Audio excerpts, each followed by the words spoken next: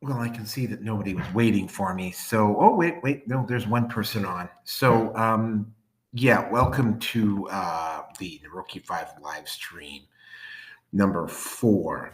I, this is, if I sound a little different tonight, it's because I'm doing this in a staff dining area, much more space, and I'm doing this because somebody complained in the bunk that I was in that was keeping them up. So I had to move this to another area where I was guaranteed some privacy and that I wasn't going to be waking anybody up, and hopefully nobody walks in or nobody walks by or anything like that. So yeah, I am your host, Neroke 5. This is the Neroke 5 live stream number 4. I'd like to say a hello to literally the one person that is listening right now. Sorry if I delayed you so long. I just had to do a few of the little things because I finish work about half an hour before I start the show, so I have to do a bunch of stuff. Anyway, for those of you who don't know, I am at BitChute, Rumble, obviously, MGTOW TV, Odyssey, Brighteon, and YouTube. I'm also at Facebook, Mind, Gab, MeWe, Getter, and TLB Talks. That is pretty much it for now. I'm going to skip all the other niceties because there's nobody hosting this. This is just me, myself, and I tonight. At least for now. I don't know. Maybe I might get some other people later on, but for now, it's just me. And yeah, I do have the usual assortment of memes. The next show, by the way, is going to be nothing but memes, and that is going to be in 2 days' time. That's going to be kind of a catch-up show. So the topic tonight is as follows. We are discussing the 28th Amendment and its impact both currently and what it did and how we basically arrived at the situation that we're in right now. And I'm going to talk about this in terms of, well, the way basically that misandry to a great degree is just openly praised, and it's basically openly praised, and it's celebrated in a lot of circles here. So with that out of the way, let's just get into this. Now, the Equal Rights Amendment was actually written up for the first time in 1923. I'm not going to get into too much detail about it. I'm just going to go over the basic points, and then I'm just going to take it from there. The main issue with it is that, I mean, it was, like I say, it was hotly debated in the 60s. It did eventually get passed in both the Senate and the House in the early 70s.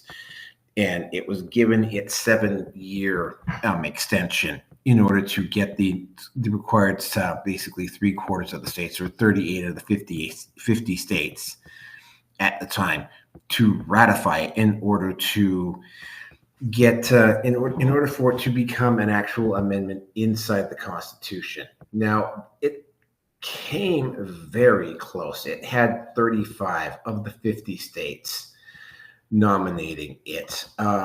To nobody's surprise, most of the states that were opposed to the ERA were in the South, but although I will also point out that Texas ratified it. The states that, well, yeah, I mean, the states that never ratify it were Arizona, Utah, Arkansas, Mississippi, Alabama, and Georgia. Those are the ones that didn't ratify it. There were Missouri, Oklahoma, Louisiana, Florida, North and South Carolina had it in one house, but not in the other. And basically everybody else, Nevada, Illinois, and Virginia ratified it after the fact. Idaho, North and South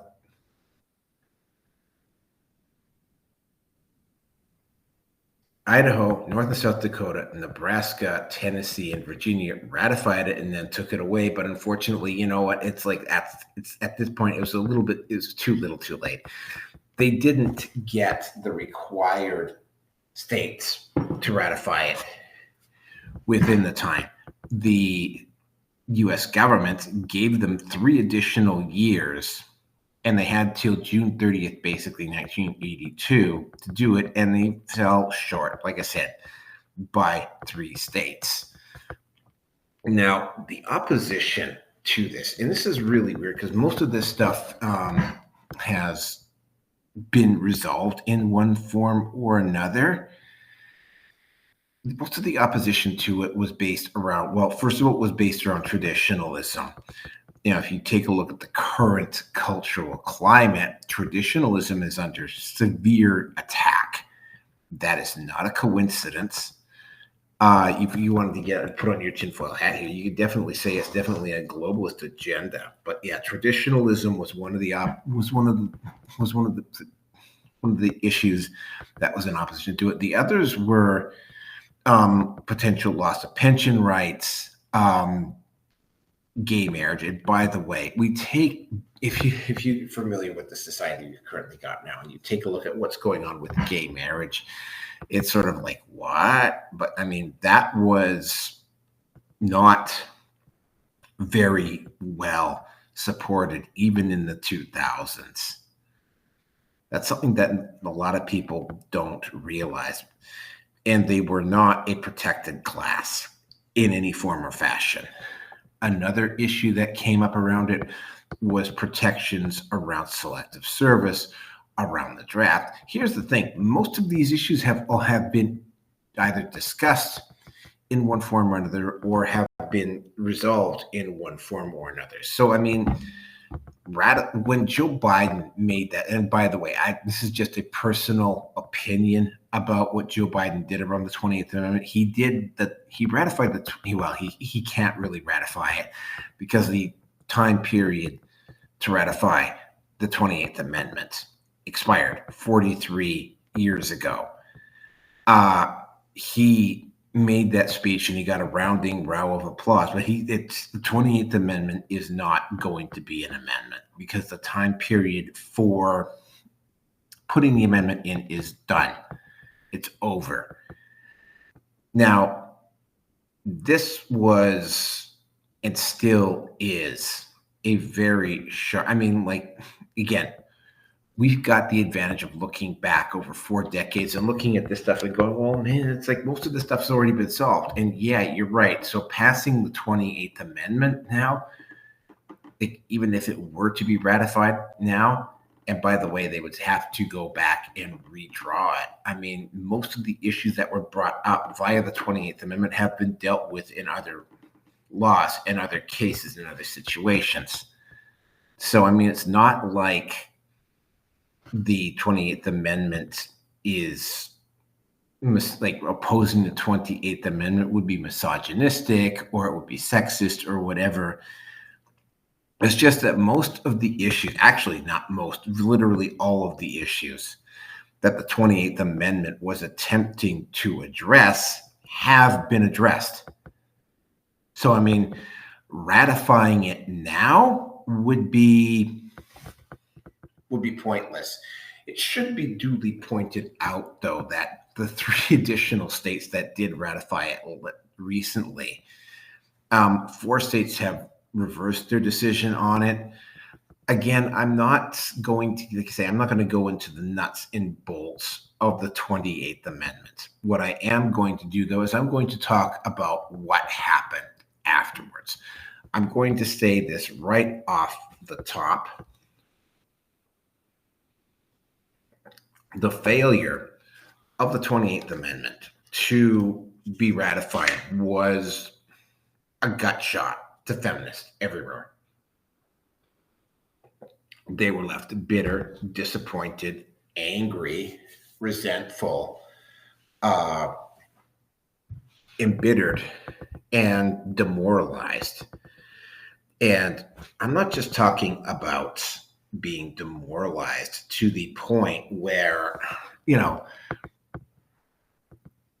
yeah, I am talking about. I am talking about to the point where they were demoralized to the point where instead of doing what they probably should have done and what was done later on down the line, which was address the actual issues that Phyllis Schlafly had brought up as opposition to the Equal Rights Amendment, to get it to pass and then to try over again,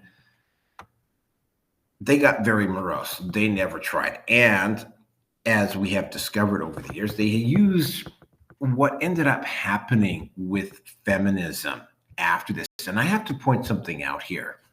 There were always man-hating. There were always like mentally and emotionally unstable women leading the feminist movement, but they were not.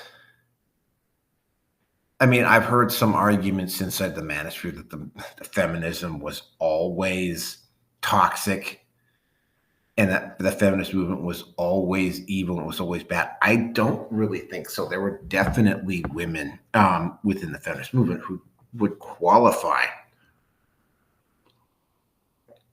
as that. But, to say that it was always like that, that would be a bit of a stretch. I can tell you for certain that there definitely were women inside feminism in the 60s and the 70s that regarded all men as, and of course, we all know that they actually dominate the sphere now, but they didn't back then. And what effectively happened is that they got demoralized, they got angry, and this misandric third and fourth wave version of feminists moved in and took over. And while most of the issues that were raised by the Equal Rights Amendment, what the amendment was supposed to do, was addressed, the whole thing really kind of fell apart, right? They didn't try to redraw it. They didn't try to renegotiate. They didn't try to work out a deal. I mean, they certainly didn't try to sit down at the table with the states that were opposing this in the South and try to communicate like a couple does to try to come up with a compromise. No attempt was done to do any of this. And what ended up happening is that it got increasingly toxic and caustic as we went along. So by the time you got to the early 90s, the situation with Lorena Bobbitt, for instance, and what happened with her, I mean, you could almost look at that as almost like an inevitability at this point. And I mean, when you look at that event, that was probably one of the first times that I looked at an event and I saw how women were acting about this. Because I mean, John Wayne Bobbitt was not he was definitely not an intellectual giant. That would be the nice way to describe John Wayne Bobbitt. Not particularly bright. Tended to be rather selfish when it came to sexual activity and what he liked and what he didn't like. And I mean, by the way, if I sound like I'm taking Lorena Bobbitt's side, I'm not. But John Wayne Bobbitt was not a particularly good human being. And as much as as bad as a human being as he was, it was very clear that Lorena Bobbitt was not. Okay, I'll finish the rest of my coffee now. Was not a particularly stable or sane woman either. And in the middle of the night, she lopped his dick off. And I mean, yeah, it's like there were a lot of jokes made about that particular incident at the time. There were a lot of people who were going around saying, oh no, that stuff is not funny. and it's not, to be quite honest with you. The whole thing was, though, that it was treated like it was a joke. The actual trial of Lorena Bobbitt went very well for her because, well, again, John Wayne Bobbitt was not a particularly smart guy and did not do particularly well in testimony.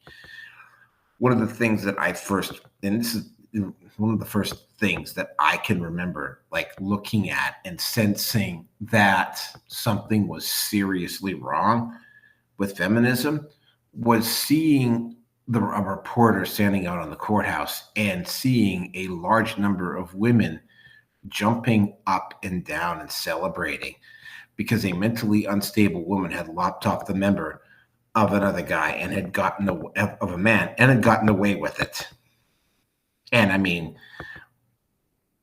somebody about a year or so later pointed out to me that effectively what could happen is that, I mean, I basically, like, women were allowed to legally mutilate men with no legal recourse after what had happened. And I mean, it's like, one guy said, it's like, yeah, guess what, man? Like, women can just go and cut your dick off now with no repercussions. Now, that's a little bit of an extreme point to be taking, but I mean, that is effectively what happened. And to argue that that is not effectively what happened requires a lot of 2 + 2 = 5. Now, this was also around the time that I started running into a lot more toxic women. Now, I grew up in a household where every woman that I grew up with was either codependent, narcissistic, a drug addict, or an alcoholic. Now, I understand that there are single, and oh yes, a single mother household too, by the way. Although my mother did eventually have she's dead now, but her widower husband moved in probably the mid 80s, like 82, 83. Him and I never got along, and we still don't get along. And that's just the way it's going to be. The whole situation here is that, I mean, it's like that, and seeing what happened to my brother. Now, if I've described a few times what happened to my brother before, but I mean, the situation with the courts was already in place, like via no-fault divorce, passing right around the same time as the Equal Rights Amendment was ratified, basically in the national houses, and went to the states for ratification in order to become an actual amendment. No-fault divorce created a toxic situation in regards to marriage and even living together. Marvin Mitchelson was known in LA at one point as the king of palimony. Like, at some point, it was like, even if you live together, and there's still been pushes to try to make males accountable, even if they've been in a relationship with a woman for like 6 months. That has its roots, and it starts in no-fault divorce, which passed around the same time as the Equal Rights Amendment was ratified. Not ratified as an amendment, but basically passed through both houses, which opened it up to be ratified by the states. Now, the whole situation with no-fault divorce created the legal battleground, the legal quagmire that is now the divorce industry. Unfortunately, I don't have, uh, if you want to find Divorce Incorporated or Divorce Corp, you can pretty much find it on almost any platform if you wanted to watch it. The divorce courts situation is corrupt as hell. All of the divorce lawyers in a given metropolitan area or county, they all know each other, and they all know how to manipulate or game the system in a divorce to keep the divorce legalities going longer than they have to. And heaven forbid if you have kids. Like, just, if you have kids, I mean, like, literally, if you go look at the movie Divorce Corp, there's one divorce lawyer at one point in the movie. She, like, openly says, it's like, well, if they have kids, we just call them little bags of money. And that's effectively what they are, little bags of money. Again, passed, Don't Fault Divorce, passed around the same time as the Equal Rights Amendment was open for ratification by the states. That's a parallel, but that's not the main issue here. What really applies today, and when I get to the memes, and if you've seen the memes on my previous other live streams, you will have seen that, there is the only thing I'm going to say about them, and I'm going to say it again when I actually get to doing the memes, or especially when I do number 5, which is basically going to be my memes special. I am not specifically going out of my way to find these memes online. Most of these memes are dropping into my feed. What I am seeing in these memes, and what you will see when I get to the meme section of this live stream, is you're going to see that misandry, entitlement, lack of accountability, the treatment of men as just simple disposable utilities there, specifically for the women's use. Just a dismissal of the issues that men face. Now, in a situation with all that, is there any reason to doubt that men are going to go MGTOW or going to go red, or, well, actually, part of MGTOW is taking the red pill. But is there any question as to why more and more men are taking the red pill and joining the manosphere in increasing numbers? No. If you stop and think about it from a rational point of view, no, there is no question about why this is happening.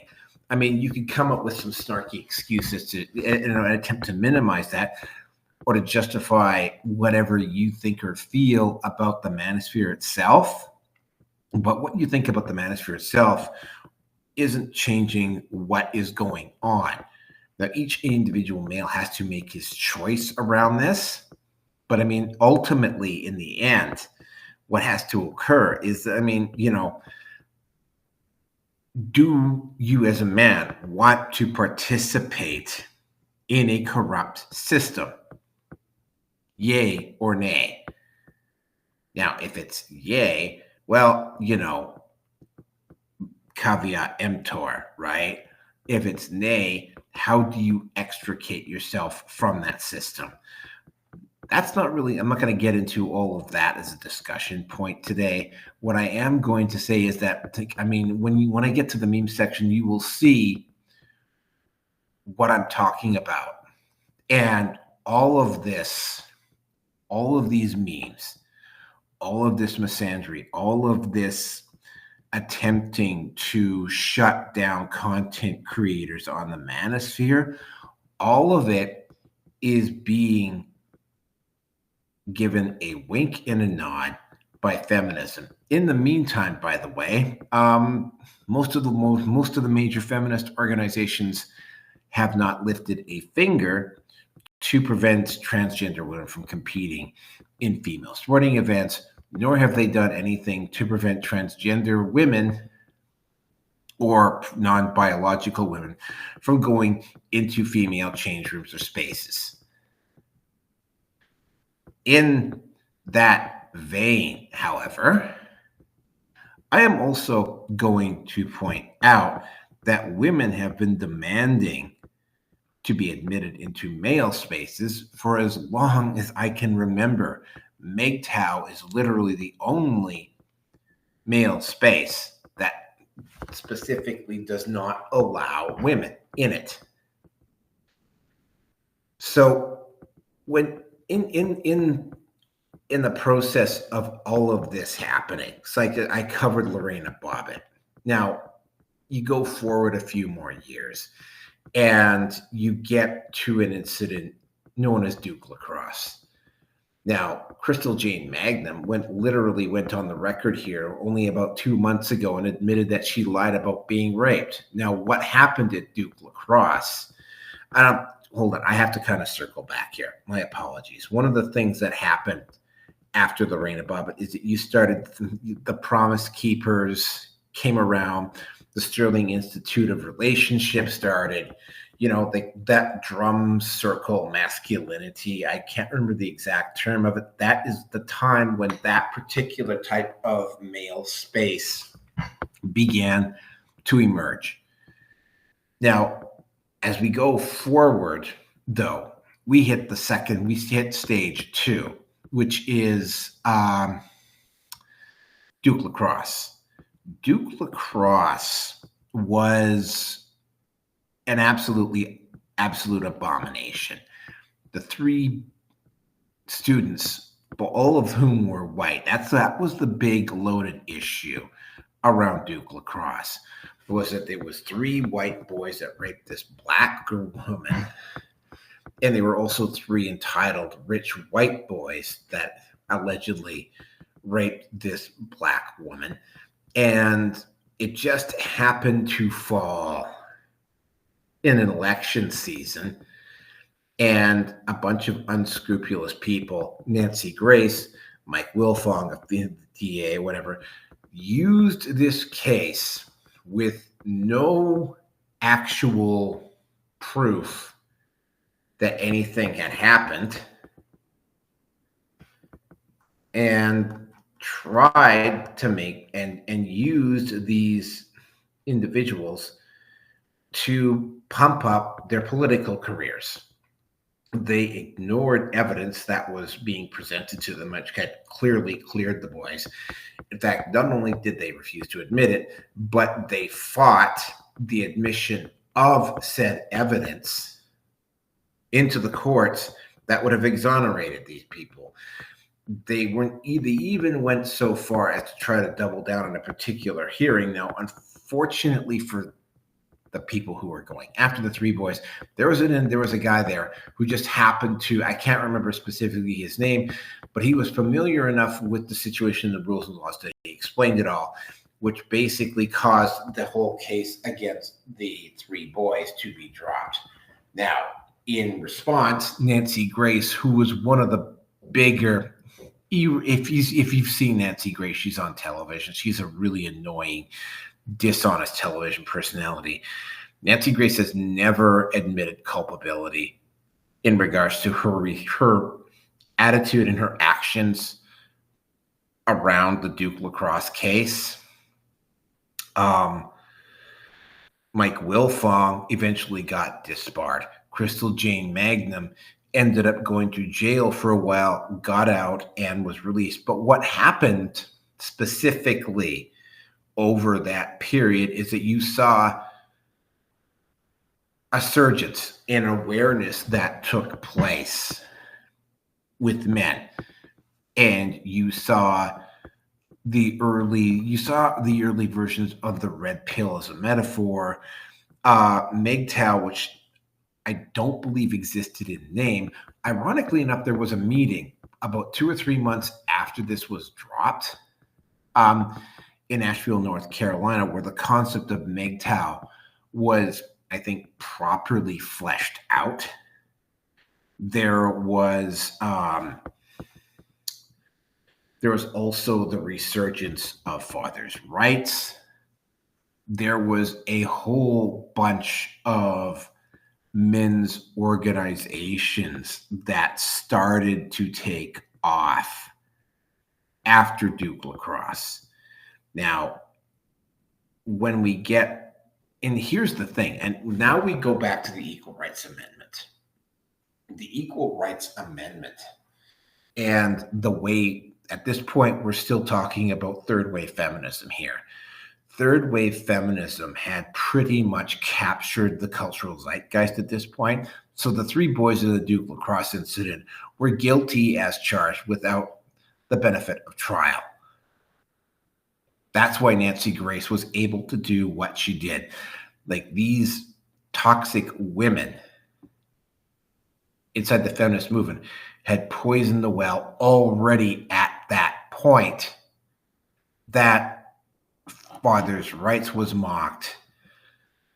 Any issues dealing with men were minimized or ignored. And what occurred with Duke Lacrosse was that these issues were ignored to the point where various people thought they could just get away with doing whatever they wanted to any man at any time and anywhere. Now, if that as a man does not disturb you, then I really don't know what will. Because this is effectively the modus operandi of the current society, or the gynocentric world order, which I heard from Rollo Tomasi. And from Paul Elam as well, any interaction you have with a woman at this juncture effectively hands that woman a gun, metaphorically speaking, of course, that she could choose to use on you at any time, even decades later. That is a serious imbalance of power. And this incident with Duke Lacrosse made a lot of men aware of what was going on. Now, of course, the situation continued. And then we get to 2013, and we get to Donglegate. Now, what had happened with Donglegate is that the colonels that had been the men's movement, the manosphere, for lack of a better term, were really more or less still in their infancy, but they had raised enough awareness so that people knew what was, so people were beginning to kind of get a grasp of what was going on. Now, what happened with Donglegate is that a woman by the name of Adria Richards overheard two guys making a joke about dongles behind her. Wasn't directed at her. She overheard it. Adria Richards took a picture, submitted it to Twitter, shamed these guys. These guys got fired. Now, I'm going to just get into the realm of speculation here. I suspect that if you ever were to break into SendGrid and look at the employee files about Adria Richards, I'm going to bet that there was a fairly long list of complaints logged in against her before this incident happened. And what Adria Richards did was just the icing on the cake. That's speculation on my part. There's just two problems with that. One, that Adria Richards was allowed to, at SendGrid, able to do what she was able to do with zero consequence for months, maybe even years before she got fired. And that, it took a public embarrassment and an outright call from people everywhere in order for people to move on Adria Richards, who I suspect was probably a workplace bully. Again, that's speculation on my part. The whole situation, though, is such that, at this point, we're talking about third wave feminism here, beginning of fourth wave feminism. And even though there was a clear pattern at this point of systematic abuse by women, it wasn't really part of the public zeitgeist. A lot of people publicly didn't know about it, and a lot of people still publicly excused, in particular feminists, excused Adria Richards' behavior and tried to play Adria Richards off as the victim, even though she wasn't. And again, why did that happen? Why did feminism become so unhinged and so unstable that they would start to knowingly ignore facts and knowingly ignore somebody who was as guilty as Adria Richards and would still excuse her behavior? Because the women who should have gone back into the 80s here, after 1982, after the amendment failed to be ratified, should have gone back to the drawing board and renegotiated and started over again. But they didn't. They blamed us, men. They blamed misogyny. They blamed patriarchy. They blamed anything but themselves. And instead of doing what they should have done, which was basically go back in and redraw it and reframe it and trying again, they got angry, they got pissed off, they gave up, and they let the wrong type of people who were already there, by the way, to take over. And as a consequence, you have the situation that you have now, where hating men, in particular white men, is actually de rigueur, and it's actually considered a good thing. You have a situation now where you have not only on a corporate level, you have DEI, and you have people literally potentially, like, for instance, the Grammys were I think were 2 days ago, or yesterday, I can't remember specifically. And there were literally people at the Grammys soapboxing for DEI. So yeah, everything is the man's fault. Everything is patriarchy. Everything is misogyny. And there is a complete and absolute lack of accountability, from women all the way down the line. Now, I'd like to say, conservative women are so much better, but they're not that much better. I could go into that, but I could think of 3 examples right off the top of my head that serve as a prime example that conservative women are not that much better than regular women. The bottom line here is that, they chose to give up. They chose to throw in the towel. They chose to get angry. They chose to blame everybody but themselves. And again, right?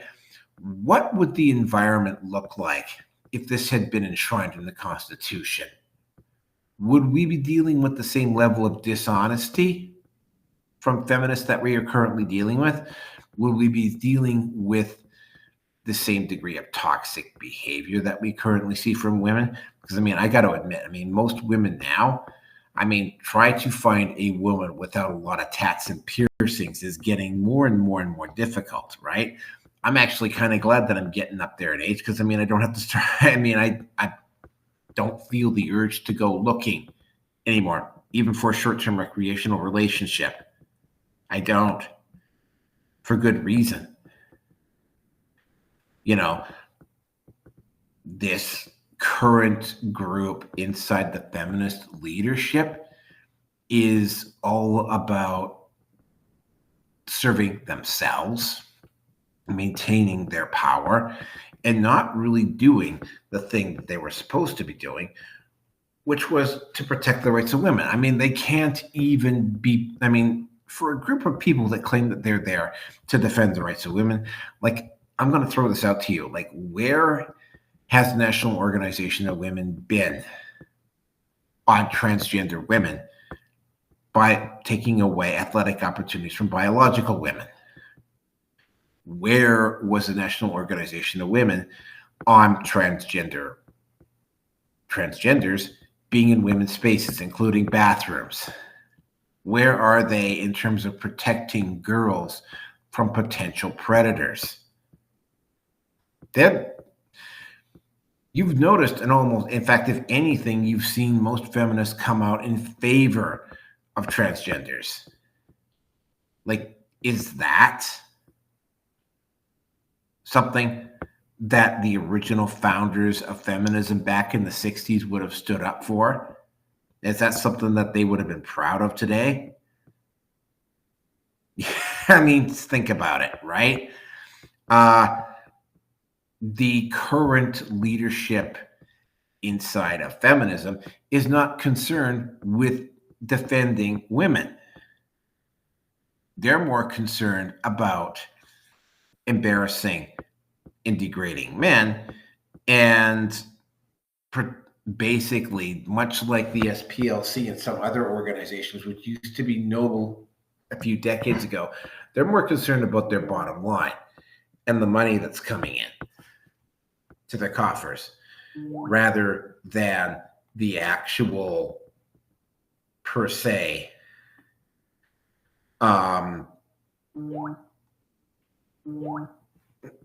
actual job which you're supposed to be doing, which is to be protecting and looking after the rights of women, right? And like there's absolutely no question that one of the ultimate expressions of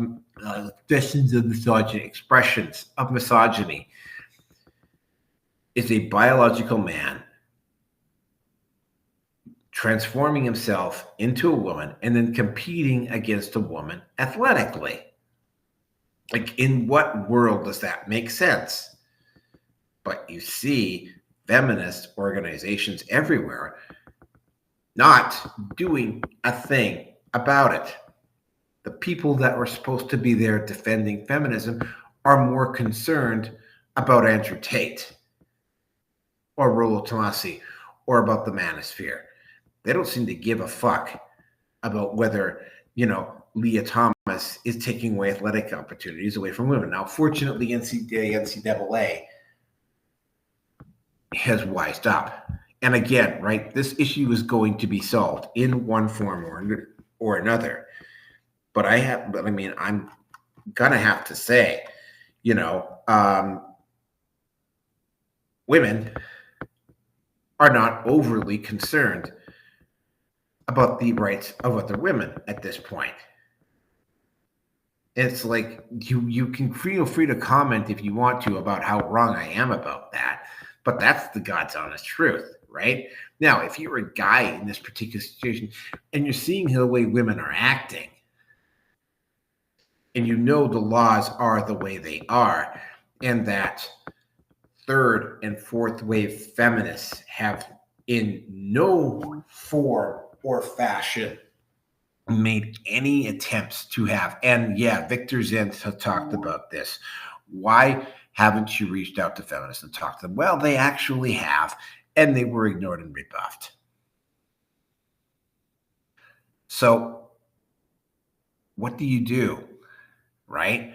I mean, what if Alt History came out with a video recently called the Coming Incel Revolution? Now, I think he probably should have picked a better word than incel, but there is a revolution coming. And there is a revolution coming specifically, well, not specifically, but I mean the actions of women in feminist organizations and the apparatus that is supporting this is doing nothing to actually address the problem. And because they are not addressing them, and they are not addressing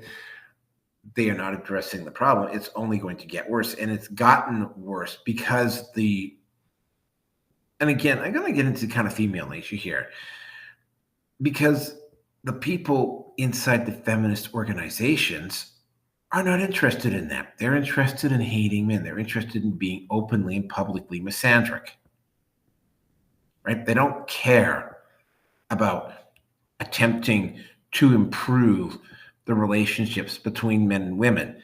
They're more concerned about their own power. And again, much like a lot of other organizations, homeless organizations that don't really do anything about the homeless, environmental organizations that don't do anything about the environment, gender organizations that don't do anything about gender.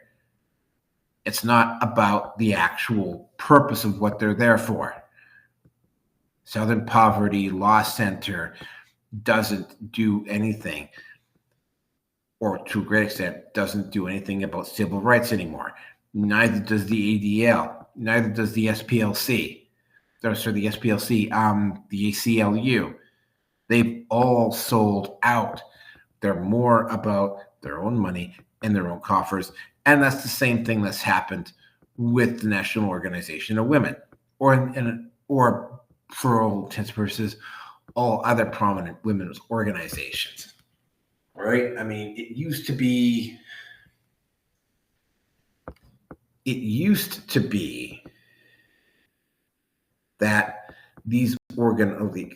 be, okay, it's a women's organization. You can go over and listen to them. It's like now when I see any type of women's organization, right? The first thing that at least I think about is like, am I going to be dealing with somebody who actually has the best interest of the women in mind? Or am I going to deal with some bitter, angry badlax that's going to come in here and start screaming at me and talking to me like I'm a misogynistic asshole, and try to humiliate me just because I happen to be a man?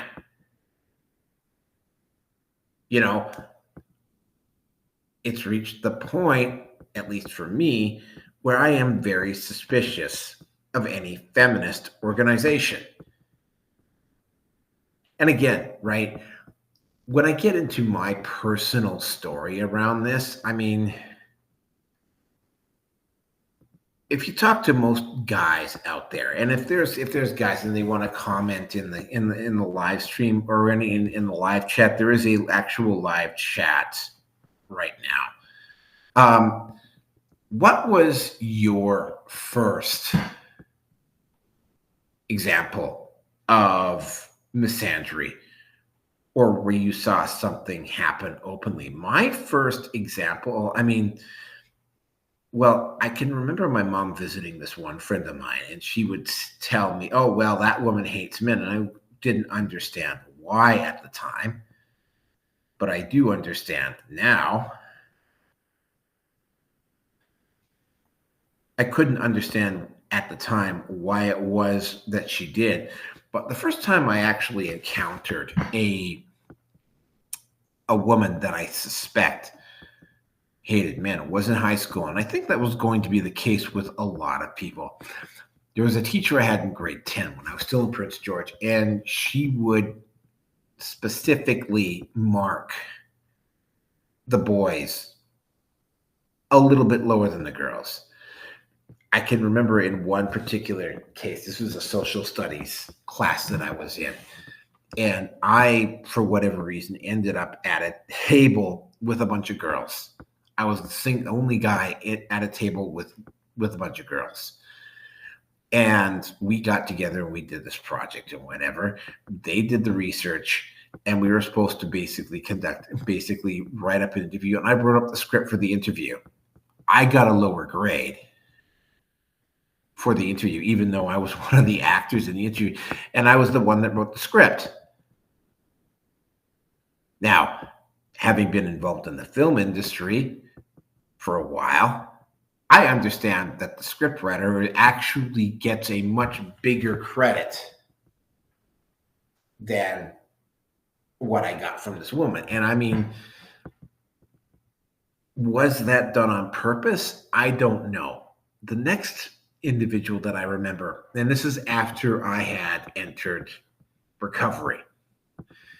Now, there were two particular instances because I was living in Vancouver at this point. Now, there was a group of women in my recovery circle. They weren't in my circle, but we all went to the same meeting, so we all knew each other. And you got to understand, Narcotics Anonymous and a lot of the other 12-step programs, except for AA, were a lot smaller back then. So everybody knew everybody. And there were these group of women in recovery who hung out together, and they all hated men. And they hated me because I was a man, and I couldn't figure out why. I hadn't done anything to them. Now, I was told, strangely enough, by another woman, to not worry about them. They will either relapse or they will get past it. And some of them did. Now, the teacher that I remember in my last year of high school, I'm absolutely, because I mean, she had the pronoun of Ms., not Miss, not Mrs., Ms. in her class. And she did a couple of things in that class which pitted the boys and the girls against each other. And she specifically did stuff that would embarrass the boys in the class. So, yeah, this is the mid-'80s. So this was a problem even back then. Now, I could get into some, today, where I am now, I am actually grateful. And I will be doing I will be covering this as a topic at some point, because I ended up being falsely accused of stalking and harassment more times than I care to go into. To date, only one of those women has actually two of them have actually been held somewhat partially accountable for their actions. And,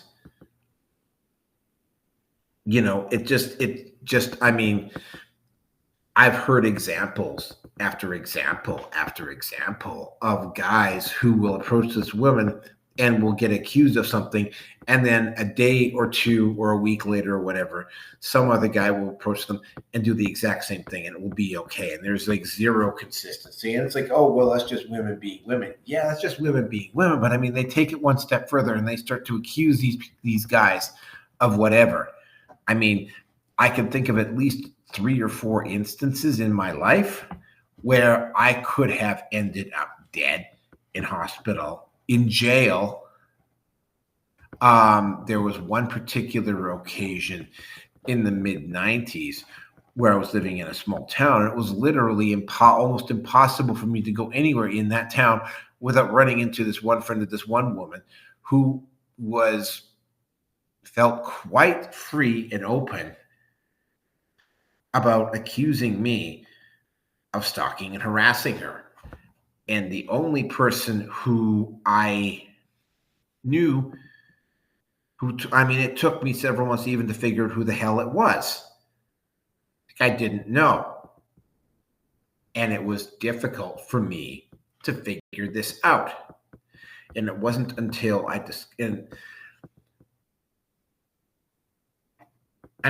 to give you an idea of how bad this one situation was in the mid-'90s, it carried so much stigma and so much weight behind it that, and this was 1994, I believe. Yeah, it was 94 when this happened, 94, 95, that I ended up on a work assignment in 2021. I had to go to the town where she now lived and resided. And I had to, and keep in mind, this is 26 years after the original event. I had to make a conscious effort to keep my profile in this town as low as humanly possible because I didn't want to run into this woman because there was a possibility. I understood that she was actually a member of the city council there. Like she could have turned my life upside down again and would have just because of what I did to her. Because what ended up happening to her is that I ended up proving her wrong and she ended up having to face accountability for it. And she did not take to being held accountable very well.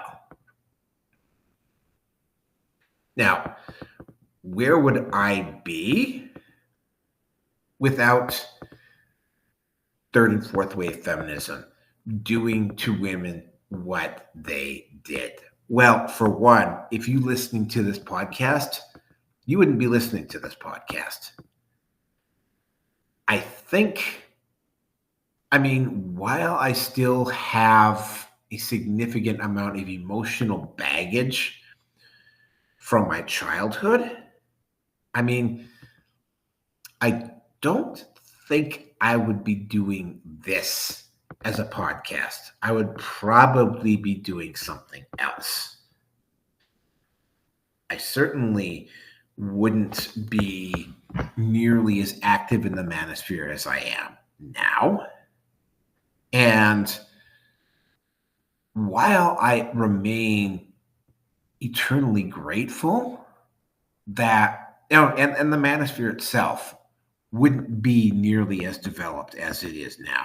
Now, you could probably make a very solid argument that the corruption via no-fault divorce and all of the other stuff that happened to me, a lot of that probably wouldn't have happened to me. But it's like, like the events that were put into place would probably have taken much, much longer to happen.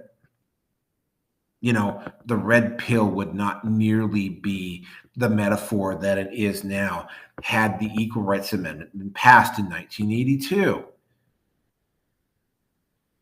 It would have resolved a lot of issues that were already effectively resolved later on down the line. Now, one of the curious little factors I'm going to point out about the Equal Rights Amendment, and one of the people that when Phyllis Schlafly was opposing the Equal Rights Amendment, one of the things that she was opposing was, oddly enough, same-sex marriage and what, say, transgenders might potentially do. And what kind of a mess are we in now?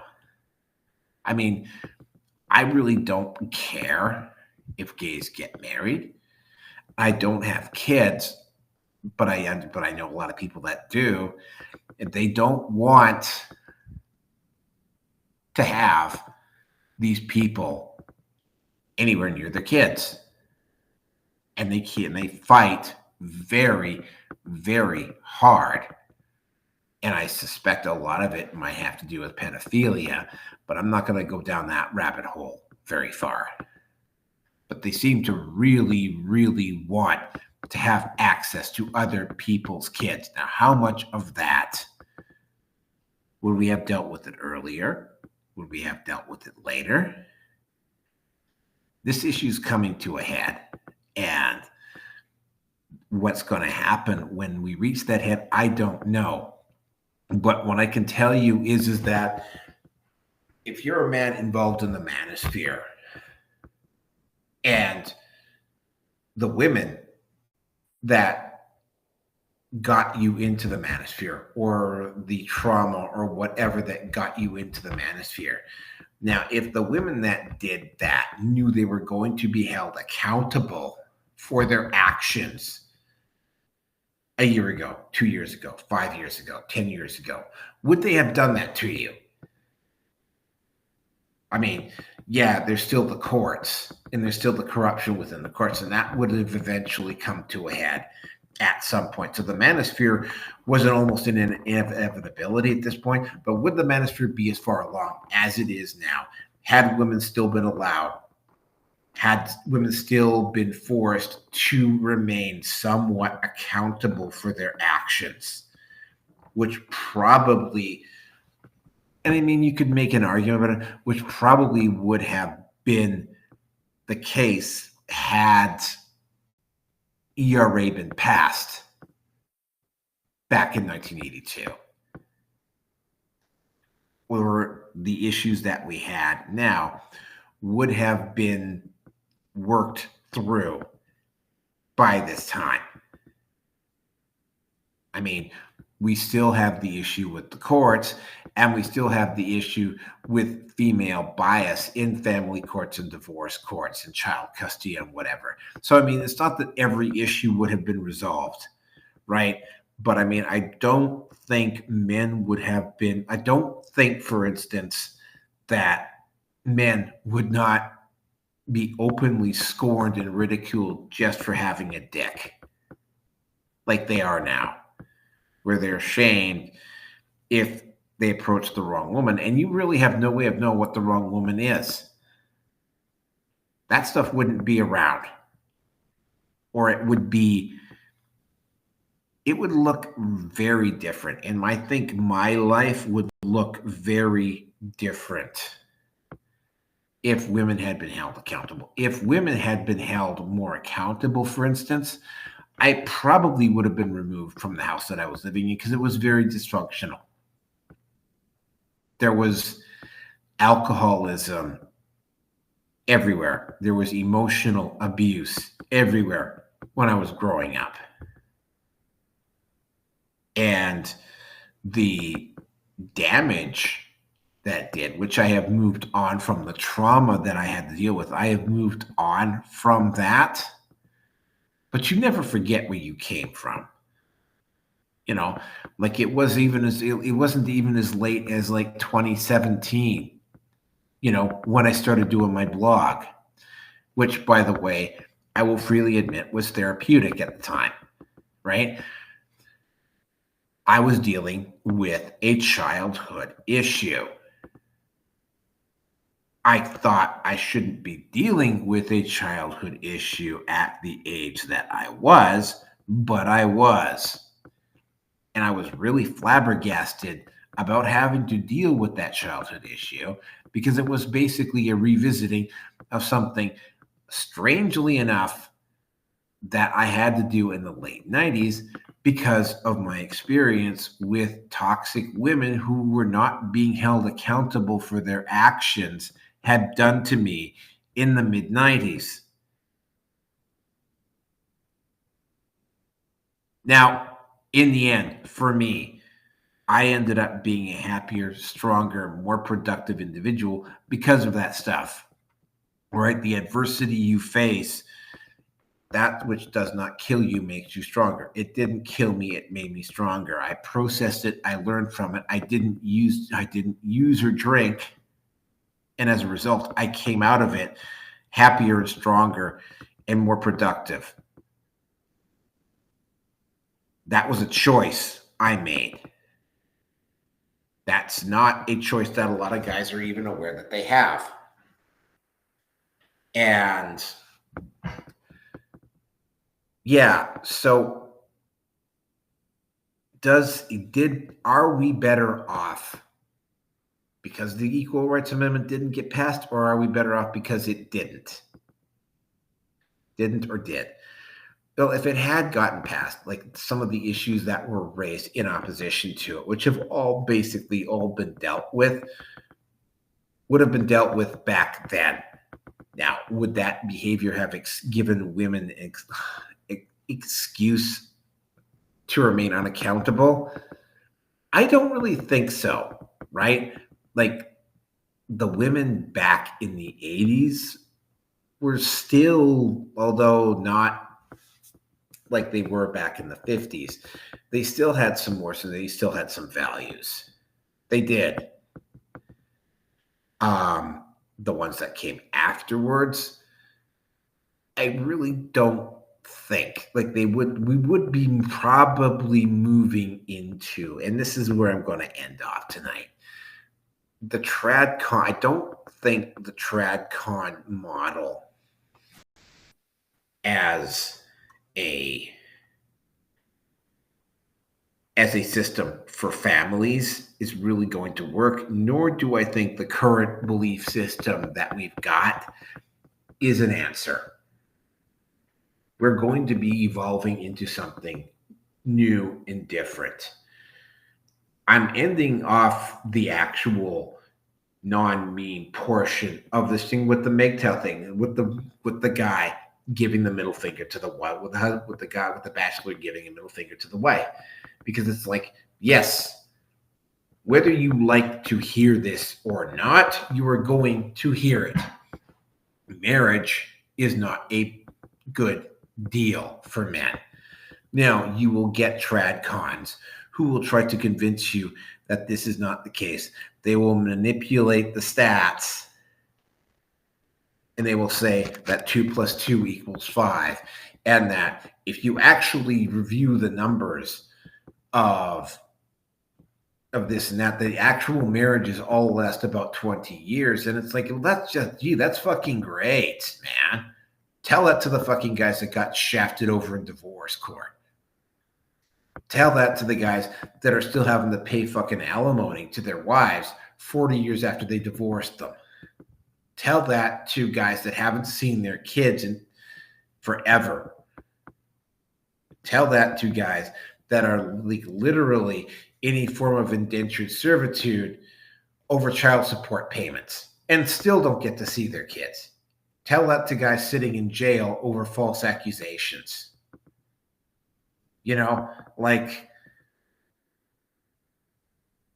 you know, it's like, believe, like, I could go on and on and on. Complete and total lack of accountability.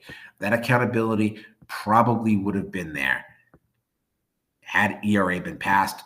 And I mean, I suspect that my life would be different than what it is now. And don't get me wrong, I am quite glad to be living the life that I am living. And I wouldn't change it for anything. And yeah, I got my issues. And I had to deal with the anger and the resentment and the issues that I had from where I was growing up with all the toxic women that I growing up, but I dealt with it. And I chose not to get married because marriage did not make any sense to me. And thanks to MGTOW, I figured out that I wasn't the only one out there. Regardless of whether you are the only one, you're not the only one out there. You never were the only one out there. If you're thinking there's something wrong with the institution of marriage, you're correct. There is, right? It benefits the woman. It doesn't benefit the man. You know, don't get married. And I'm not saying that as somebody who's trying to be paranoid here. You know, a lot of marriages do go quite well. A lot of marriages do work, you know, but tell that to the guys that it doesn't. And there's a couple of guys that I know, including one guy who appears regularly on the Red Pill Nation Hangout, where he's not very happily married and never has been. Right? So, yeah, that concludes the actual talk about the Equal Rights Amendment. Next show is going to be memes. But speaking of memes, let's get into the memes here. There's quite a few of them tonight. Some of them are actually some of them are pretty spicy. And I'm going to say this again because I said it at the start of the show and I'm going to say it again.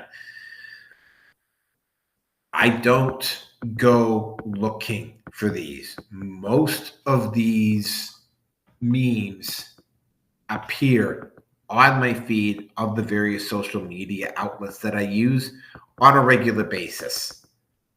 I don't go looking for most of them, right? I don't peruse feminist news.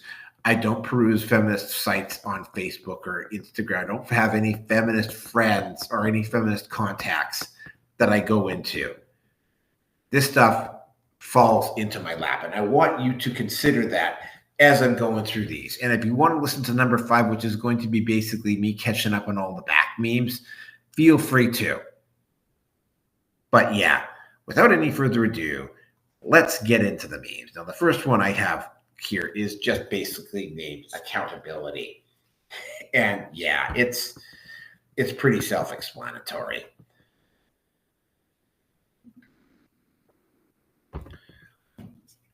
Woman almost dies after being one accountability as well. If you've been listening to the previous part of the show, that there's a disproportionate lack of accountability with women. And I'm just going to say this straight out the gate here. If you're a MGTOW, I mean, this lack of accountability is a big part of the reason why a lot of men have gone MGTOW. You mean you can't trust women to a great degree to be responsible for anything in a relationship. You have to be accountable with both with yourself and her, right? And it's like, do you want someone like that around? Do you want a random element like that around whose actions can potentially put you in debt, in jail, on the street? That's what lack of accountability does, right? You're paying for her mistakes that she won't take responsibility for, right? And accountability is such a rare commodity in women. It should almost be like gold. But again, right? Yeah, this meme is kind of funny. But I got to admit, man, I have not seen a lot of women who are generally accountable for their actions, especially the younger ones. Moving on here.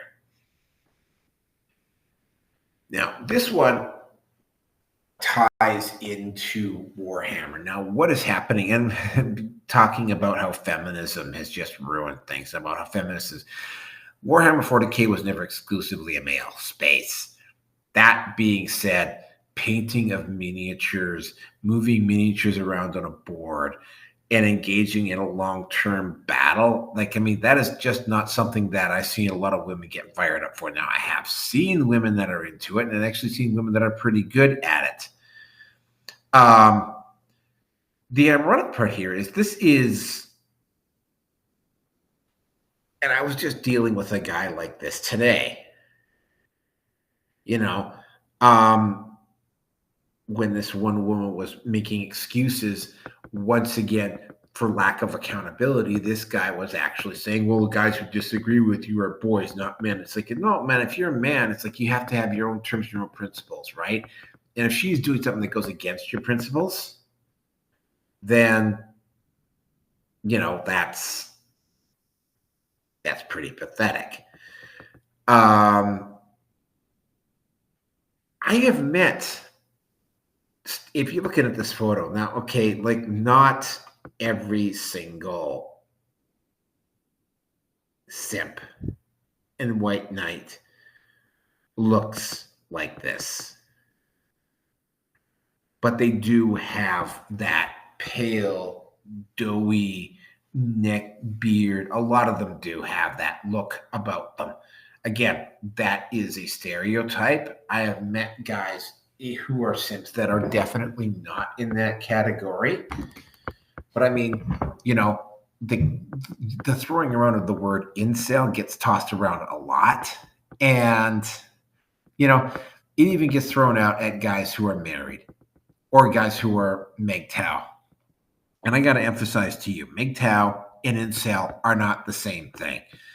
And I realized that to the mainstream, every faction in the manosphere falls into the category of incel, but that just ain't the case.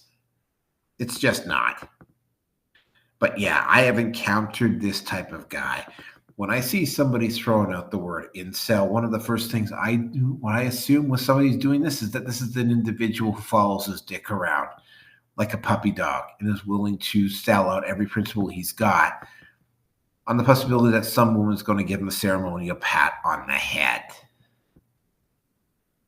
which is even more pathetic than what they're accusing us of. Next one. Age hypocrisy. Okay, I had an incident occur like this back in December where I was talking to this girl at the LRT where I live. I had only been talking to her for about 30 seconds when this woman came screaming in there and started accusing me of literally being a creep. Now, I'm finding, and this is, I've seen this, right? They will accuse guys like Leonardo DiCaprio or whatever of being creeps because they won't. I mean, I swear, I actually saw this. There was an individual. The guy was 57 and his girlfriend was 27. That's a 30-year age difference. That's a big gap. 27 is legal, though. 27 is legal and then some. Right? And this guy was still trying to lecture this guy. The legal age is what it is in the various states. Now, you have to have some standards and some principles around this, but I have noticed this, right? And they get really pissed off when I remind them that they are quite happy to condemn them. Oh, and there's a reason behind it too. First time I heard a really good explanation for it is from Coach Greg Adams. And I will get into that. But, you know, they will accuse the man of being a pervert or a pedophile or whatever, even if the woman is of age. But you will see women in their 50s and their 60s and their 40s dating guys in their 20s, and they will remain stock mute silent. Cher is in her 70s, and her boyfriend right now is in her I believe it is in his late 20s. She's being praised. Jada Pinkett Smith was banging one of her son's friends. That's a 20-year age gap. She was being praised for that. Like the level of hypocrisy on this is through the roof. Now, of course, there has to be some limits. And there are guys out there. And this is something that has been said about Andrew Tate. Andrew Tate claims that he likes them a little bit on the young side. I got to point something out. Like liking 18 to 20-year-olds does not automatically project into liking 14-year-olds. It doesn't. Hate to break it to you, but it doesn't. You know, but these same people will remain stock mute, or they will get very defensive. And I lost somebody because of that. It's like, I'm sorry if I made that person uncomfortable. That's the truth, right? You know, like there is the age of becoming a legal adult. And that is not up to you to define. Moving on. Oh, and of course, the Greg Adams explanation, Coach Greg Adams. Coach Greg Adams has pointed this out, and I think it's a very poignant explanation to this topic. It's like when a guy is younger, he doesn't have the financial resources to go after a lot of women. And again, the myth that all women are gold diggers is not necessarily true, right? But when a guy gets older and he does have the financial resources to go after younger women, the women his age will shame him for preferring younger women. That is a strategy by women to keep having access to the men of their age. That's effectively what it is. They will deny it, but that's effectively what it is. Moving on. Now, I think, this is from Twitter by a woman named Anna Lee. I'm going to say this point blank. Do not contact this person. Laugh at them from afar. Her tweet, pretty much every time I hear a dude say a woman doesn't have a sense of humor or can't take a joke, I mean, since you harassed her and didn't laugh, I've never been wrong about this. Yeah, that's probably on you, Anna Lee. That is probably on you. Okay. Like, I have met guys that can get pretty graphic with their jokes. And sometimes they will do it on purpose. Those men are few and far between. I am not a mind reader. I cannot tell what is going to trigger you and what can't. And it's like, yeah, to assume that a woman doesn't have a sense of humor. There are women that don't have a sense of humor. There's women that are just as thick as mud. Or there's women that can't take a joke because maybe they're a little bit sensitive about this. It doesn't necessarily have to do with sexual harassment. So this is a projection on Annalie's part. It has nothing to do. You're assuming something is you projecting onto other men that they're just doing this because you're misandric and you hate men. There you go. How's that for a projection? Right? So yeah, you're not right. This next one is labeled as if no. Women are purposely staying single because men aren't men anymore. Well, whose fault is that? Seriously, whose fault is that? Right? You've shamed men for being men. In fact, there was a Gillette commercial that came out during the Super Bowl a few years ago that specifically shamed men for being men. How do you want this? Do you want men or do you want emasculated boys? Because you can't have both. Right? Women are not purposely staying single. That's just a cope, right? That is women realizing that. The women have made, thanks to, again, third and fourth wave feminism, women have made having men approach them so risky and so dangerous that they don't want to do it. It's not worth the hassle. For instance, where I currently am staying, I can think of 3 women that if I was willing to play my cards with, that I could probably sleep with in the facility that I work at. Would I go and do it? No, because even if it worked in the short term, right? Like if something went wrong, they would assume that I'm the one at fault and I would be the one that got removed. That's the reason why I don't do it, right?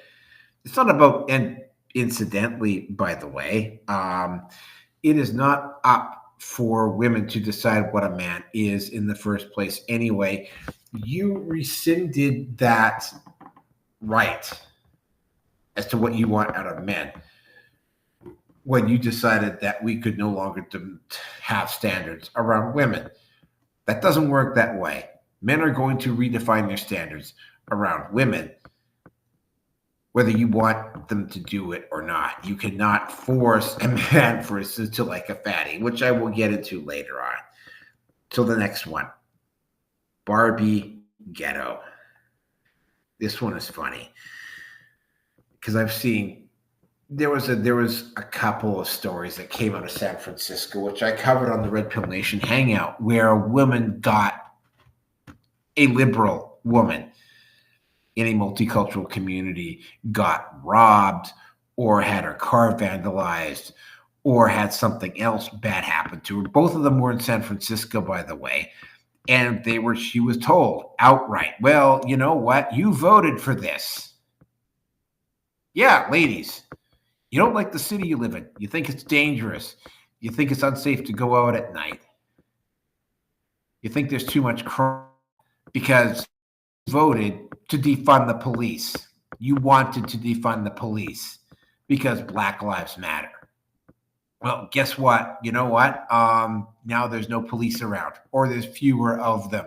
It takes them longer to respond to situations, right? That means that you have to compensate by developing more of your personal security and demanding that men do their jobs and defend you would mean that you would have to allow men to be men anymore, and you cannot have that. So you put yourself into a negative feedback loop. And as you see from the photo at the bottom, whether she's got all of these locks on her door, I have met women like this. I saw a video on TikTok, or it was shared from TikTok, of this one woman going to absolutely ridiculous lengths to stay secure on a boat cruise to the point of absolute mental insanity.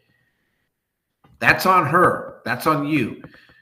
You got to remember that and if you've seen the Barbie movie, you'll know what I'm talking about. These women voted for this. And then they complain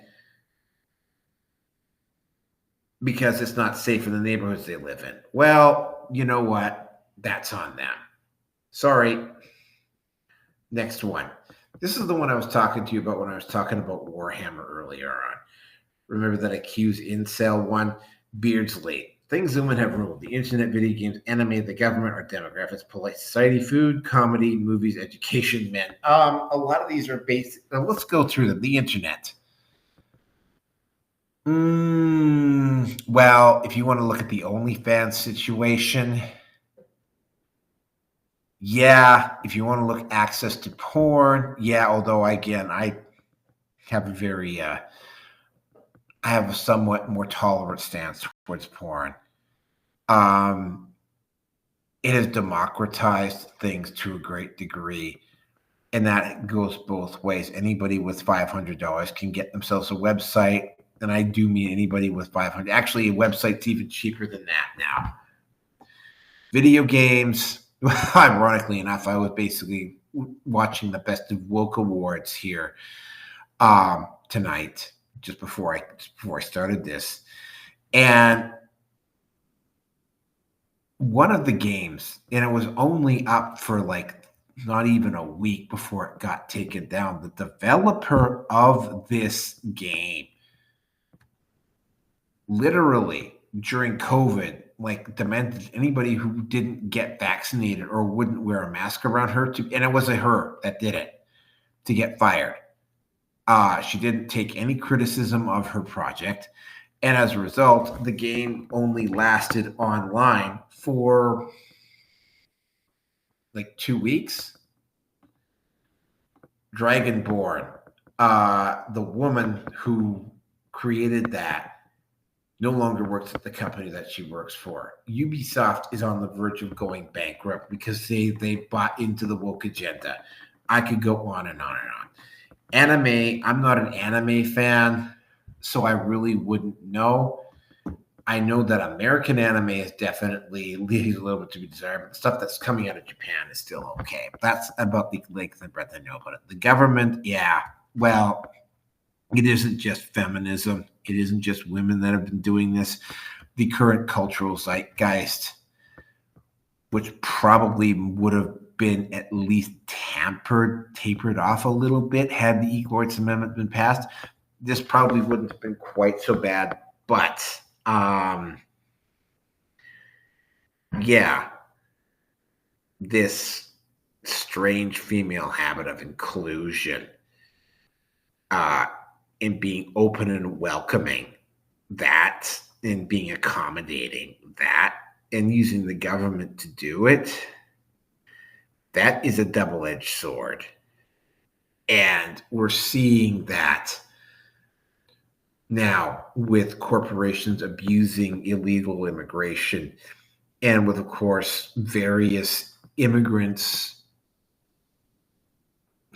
turning a lot of countries, I won't say them into shitholes, but I mean, there's like in the country that I live in, which is Canada, for instance.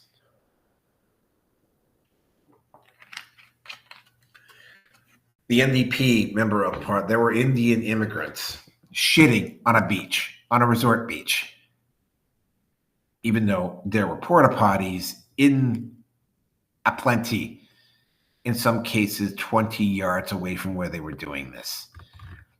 Instead of going to the immigrants and telling them that, you shouldn't be shitting on the beach, the NDP MP shamed the people who were calling this out. Obviously, this guy does not have to fucking live on a shit-ridden beach.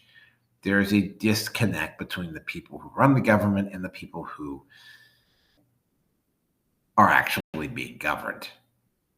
Our demographics. Well, I could go on about this one. I don't think that's just women. Polite society. Here's the ironic part is that women were the ones who controlled that particular aspect. And I mean, to quote a couple of women who I know who are anti-feminist, they pointed out that women were the ones who broke the social contract. So yeah, to a certain degree, that one is true. Food, I don't know. I like what I like. I really haven't noticed. Comedy, oh good God, yeah. Have you listened to a feminist comedian? I can't watch modern comedy very much anymore. I remember we did something on the Amy Schumer show on RPN. Yeah, that one absolutely. Movies, again, it's not just women, it's DEI, it's that whole political, cultural, politically correct cultural landscape that has done it to movies, not just, although, again, right,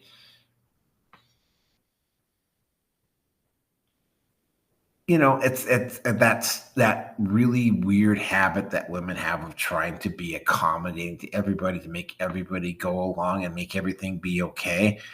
Education, oh yeah. If you'll notice that the opposition to having trans having access to kids, for the most part, the majority of the people who are throwing up the opposition are women. Don't know why, but I mean, it's like the education. Well, I mean, first of all, you don't want to be a male teacher in high school. It's very, don't even necessarily even want to be a male teacher in elementary school. Ironically enough, the examples of female teachers sleeping with their students in high school, there's plenty of those around. That's one of those ticking time bombs that you don't really want to talk about. And men, well, it's kind of a yin and a yang process, right? The manosphere has come along to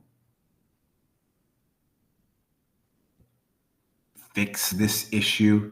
Men are adjusting, but I mean, yeah, this is that, and that one is probably true as well. Let's get into the next one though. Body count.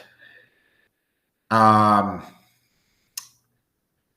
the woman has only 7. That is actually fairly average for a woman, I believe. Now, a guy with 100 and first of all, the guy with 100 and with 102 body count, like a guy with over 100 body count would be considered a grandmaster pickup artist. He would not be, he would, first of all, man, he would not really care what the woman's body count was at all. It wouldn't matter to him. It wouldn't matter to him because with a count of 102, this is an individual who's quite clearly got the intellectual and mental and probably also financial capabilities of going after whatever he wanted to go after. And I mean, he wouldn't be sweating. He wouldn't be sweating it out he wouldn't be sweating it out because a woman with a 7 body count on at all, because it would be a guy like that would be capable of moving on. It wouldn't matter if this woman approved of what he was doing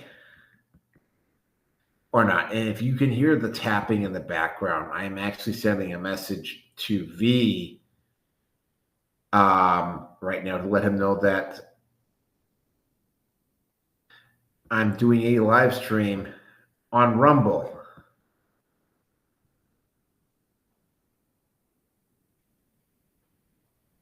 Okay, there you go, V. All right.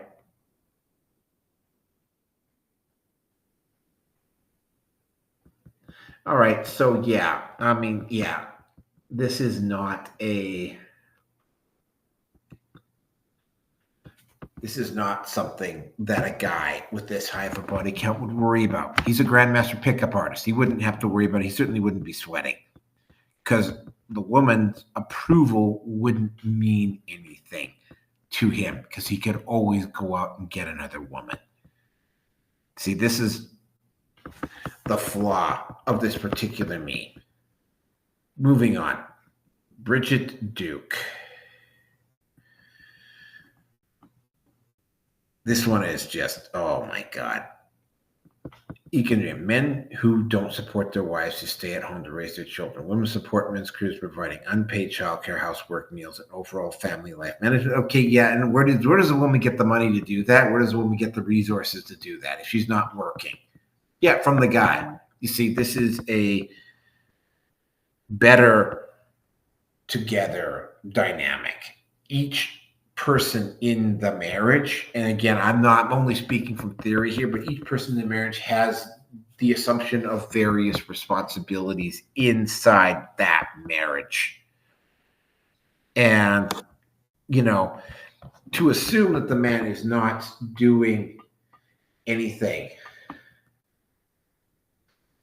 is faulty. The guy is going out there being effectively the hunter-gatherer and providing you, Bridget Duke, with the resources to take care of the kids, right? It is not also the male's responsibility to be also helping out with, although some guys do, right? It's not necessarily the guy's responsibility to be your entertainment and a lot of other things, which you would, again, dare I say it, take accountability for yourself and do for yourself.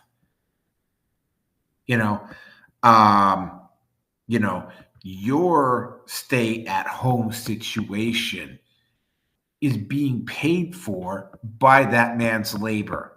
You're able to stay at home and not work because that man is out there working.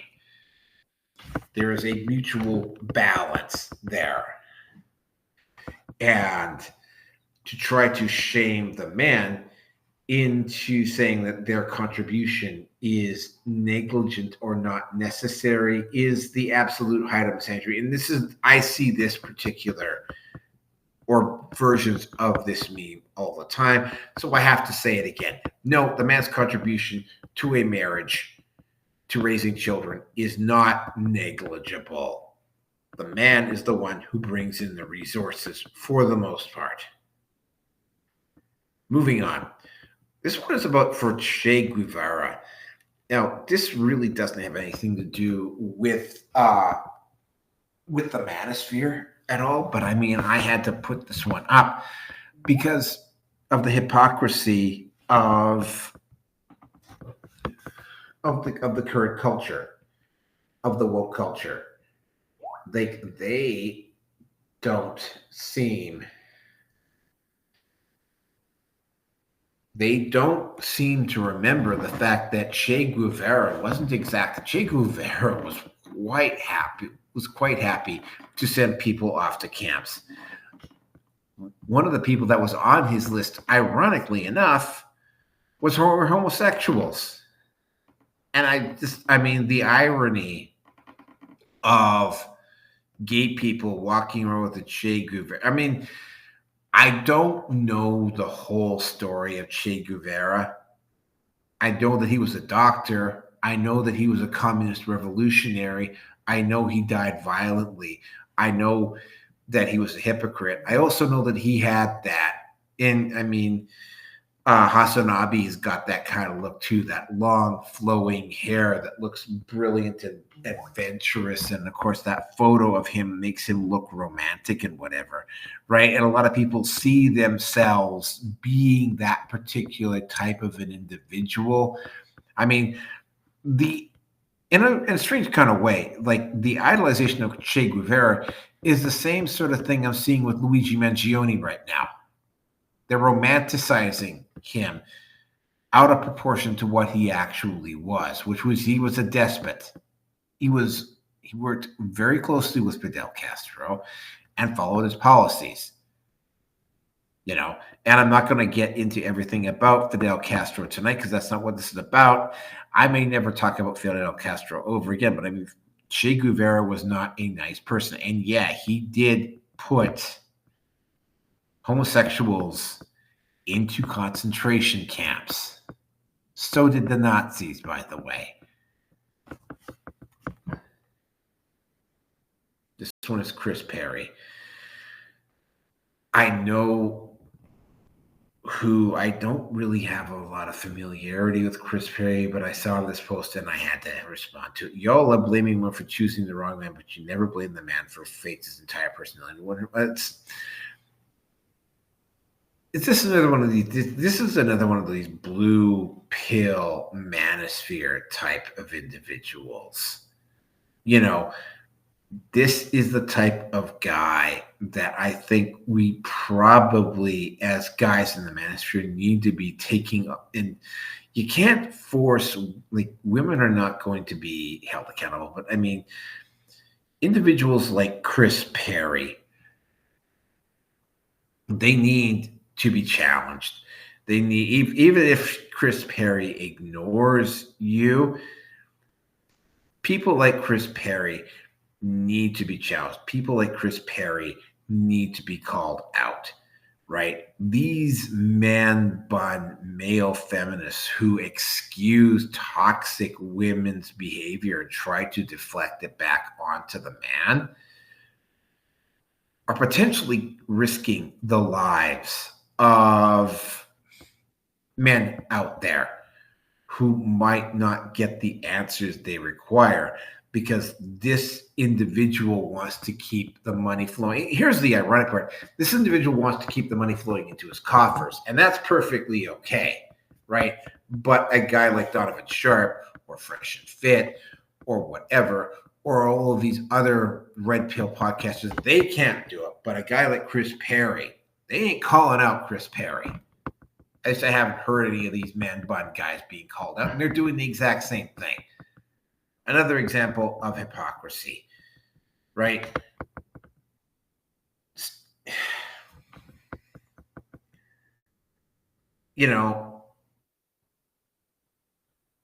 It's not my fault if women are choosing to fuck the assholes. And yeah, the assholes are going to be the assholes, right? Guys, first of all, guys who act this way, who alter, there's not really that much of a difference between a simp and an individual like what Chris Perry is talking about. The difference is that, the guys that Chris Perry is talking about are just a little bit smarter at doing it. But there's not that much of a difference between what the guys who are altering their personalities to get with women and the guys who are altering their personalities and not doing it because they're not particularly socially adroit. There's not really much of a difference between them. They're both just, one is a successful simp and the other one isn't. These guys will face the consequences of their actions. But I'm not taking responsibility for another woman's shitty fucking choices. Moving on. Now, this one was done in regards to shaming one particular guy. Now, if this guy sent this dick pic to this chick and she knew him and she's doing this is bullying. Now, if this guy was just being a harasser, on the other hand, that's a different story. But what it ultimately comes down to for me in this particular situation is internal validation versus external validation. I don't necessarily need to be flaunting my dick out everywhere. In fact, I don't do it. So, it's like, yeah, you got a penis, right? if you're going to do something like this, and I mean, I'm not taking the women's side on this because they might just be doing this just to be mean. But I mean, at the same time, right? Like, don't be sending dick pics to chicks, man. Like, it's like, why are you even doing that? Oh, this one. I haven't read the article, but here I'll just read it out. Misandry and the modern woman, how hatred can heal a lifetime of such. No, hatred, misandry is what happens when a woman decides she wants to heal from a lifetime of male abuse. No. We use anger to cover up the pain of what happened. Transferring and like anger is like fire. Fire, if used properly, can be a tool, and this works just as well for women as it does for men, can be a tool which can forge you and make you a much stronger, more resilient, more versatile, more creative human being. Staying in that anger, intentionally stoking that flames, will burn you out. It will make you untouchable. It will make you too hot. That is what fire will do. Hating on all men over the actions of you. Also, again, we get back into that lack of accountability, right? Not taking accountability for your own choices and then blaming all men on it is exceedingly immature. Right? Now, I don't know what Dory Hartley looks like. I don't know what her backstory is. Anger is a very intense, and I say anger is fire. Now, you can do two things with that anger. You can let that anger consume you, or you can take that anger, you can give that anger a voice, and you can listen to what it is telling you, and then you can redirect. You can take the action that is necessary to deal with the anger to make your life better. That is the fire. If you use the fire, if you manage the fire, if you work the fire, if you work the steel, you come out stronger for it. The adversities you face make you a better human being. The rejection that you deal with can make you a better human being. The pain, the tragedies that hit you can make you a better human being if you allow them to. The decision as to whether you're going to do it or not is entirely up to you. And it's in your head. If you want to dwell on the negative, or you want to dwell on what someone else has or what you don't have, or that there's not any justice in the world, that's on you. The best form of revenge, and this is why I'm doing this to a great degree, why I started the podcast. The best form of revenge is to take that anger and direct it somewhere else to improve your life.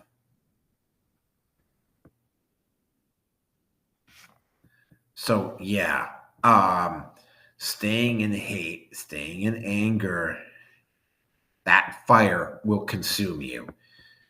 Going on to the next one here. Oh, one other thing before I do this. I will probably be doing assuming I've got the time, of course, I will probably be doing a specific reaction to this one, just like I'm going to be doing a specific reaction to this one as well. Okay, let's get on with the next one here. This is this is something that gets thrown out at MGTOW specifically quite frequently. because it's a male only space, and like some people that can't wrap their heads around the fact that because it's a male only space, well, then it must be gay. It's not that, like, I mean, because, I mean, of course, if you're gay, you're attracted to men. Therefore, you want a lot of men in your space. Brotherhood and bonding with a man over a common purpose, specifically in time of war, in the words of soldiers that have done it, and again, I'm not a soldier, so I don't know this for sure, but I've heard this enough it's from soldiers to understand this is probably the case. You bond with those guys way stronger than you even do with your own wife. One of the things that happens when inside the manosphere that's not talked about, and it will probably be a topic that I will cover in the next couple of episodes, is the sharing of notes and the sharing of information. And this woman just can either, she has found out that that these men are not focused on, it's not about servicing women, it's about helping other men. And the fact that this woman cannot, or just as so angry and bitter that she has to shame guys for doing this, and Drew just basically called her out on it. I mean, it's true. I mean, I'm beyond being shamed by women for my choice and decision to become MGTOW. It's like, I mean, you're not going to shame me into doing anything about that. So, you know, this is on her. Now, this one here, Good Samaritan Act. No, the Good Samaritan Act was put into place to prevent stuff like this. Now, that doesn't mean that there aren't women like this one here. And this one here is, well, this one here is, I mean, you take a look at her face. I mean, this is obviously not a particularly smart woman.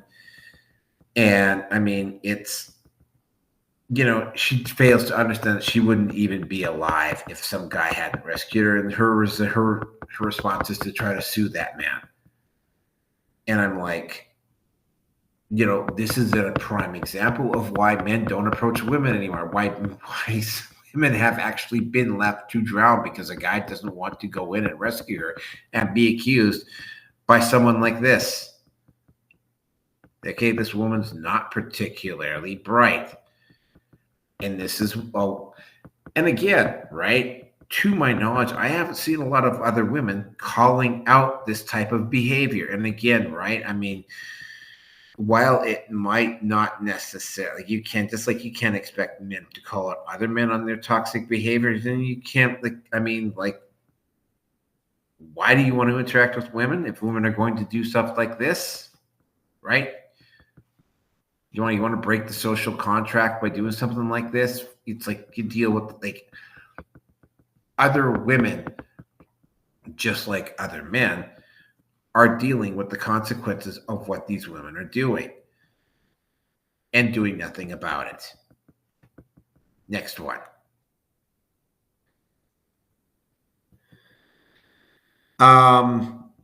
This one goes back to that same one about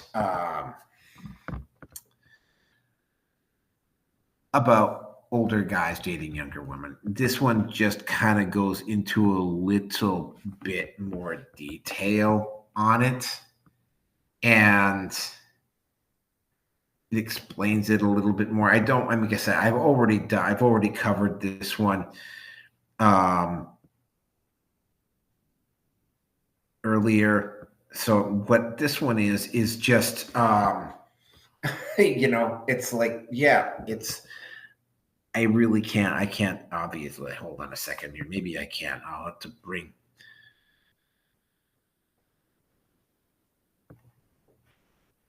up the No, that didn't work.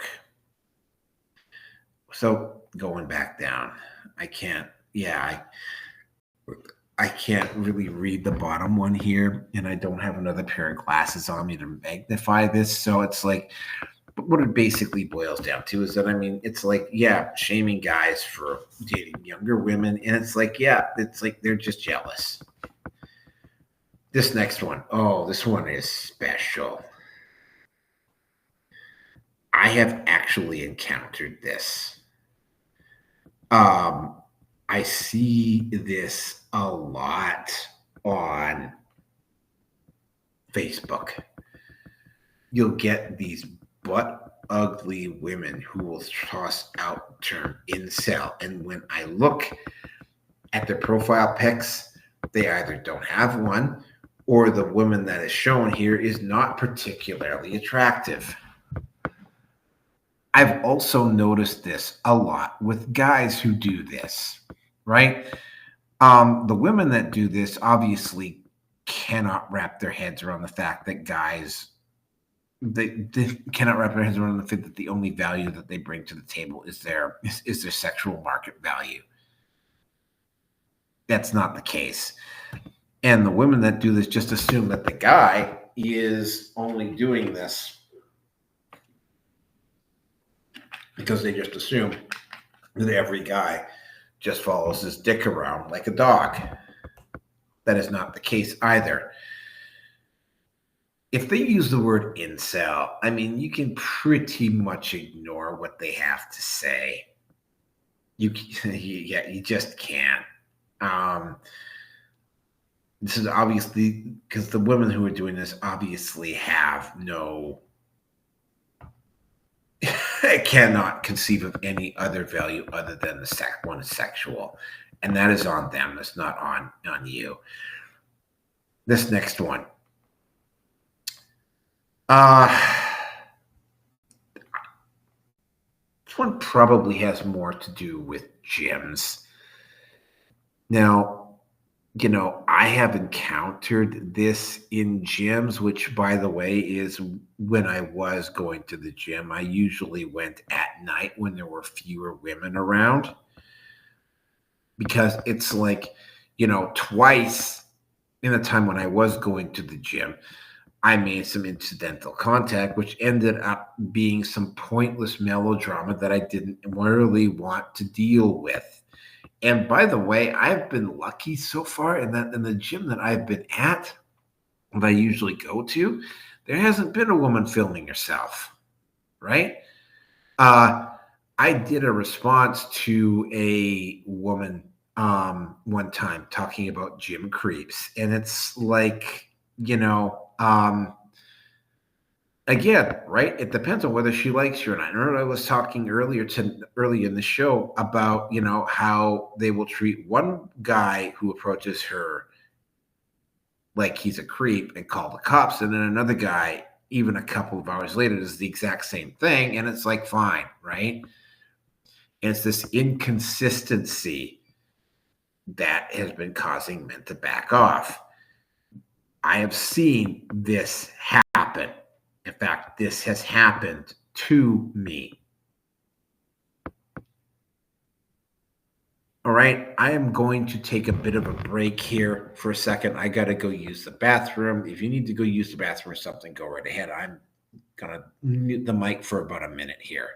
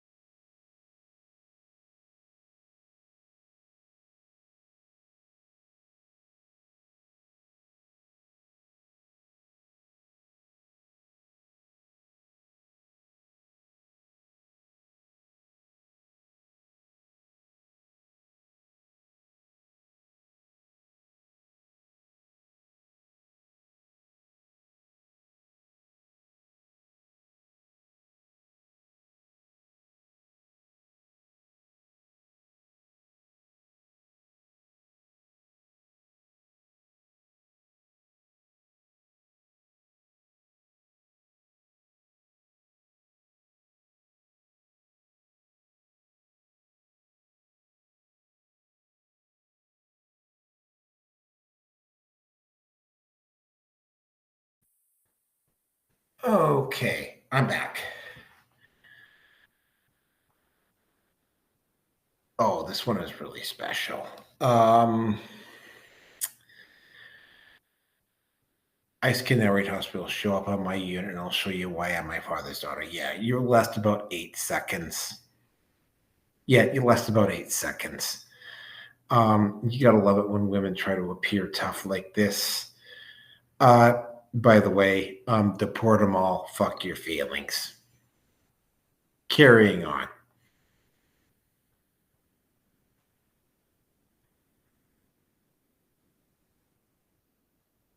This one, imagine being a dude of wife, one of these dudes who talks about how having a daughter finally.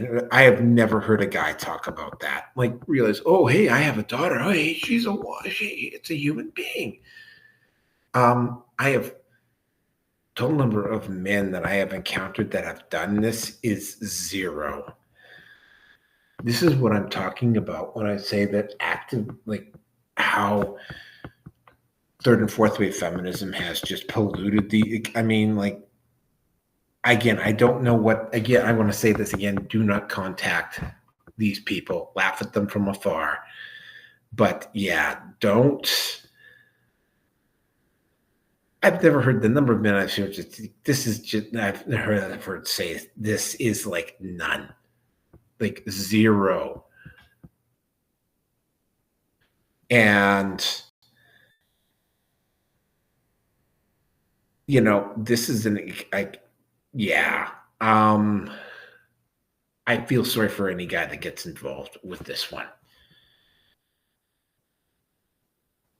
Now, we have actually, this one here, self-insertion. I mean,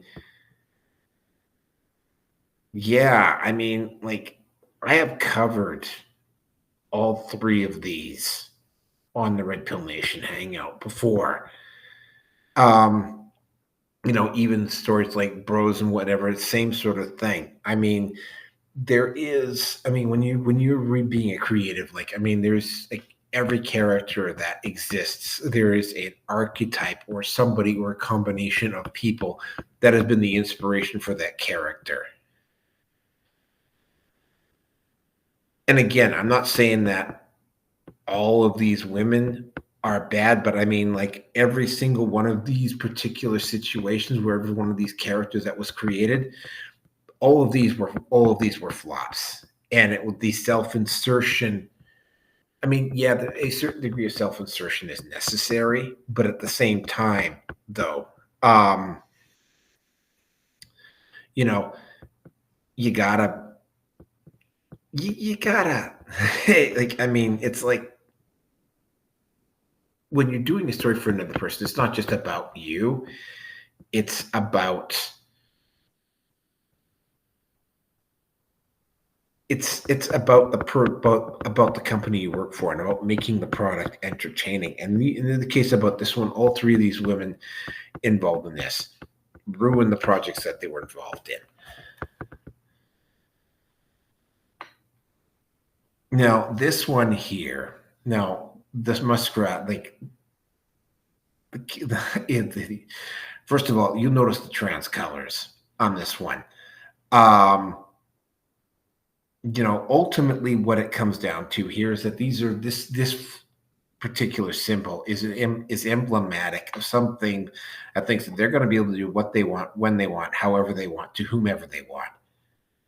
And the only problem is that in order for them to be able to do this, they would have to have the backing of the state, and they don't have the backing of the state. And it's like, it's like there's another response to this is they come and take it. So yeah, come and take it, right? This flag looks really brave, but it's not. And with that, I'm going to move on to the next one.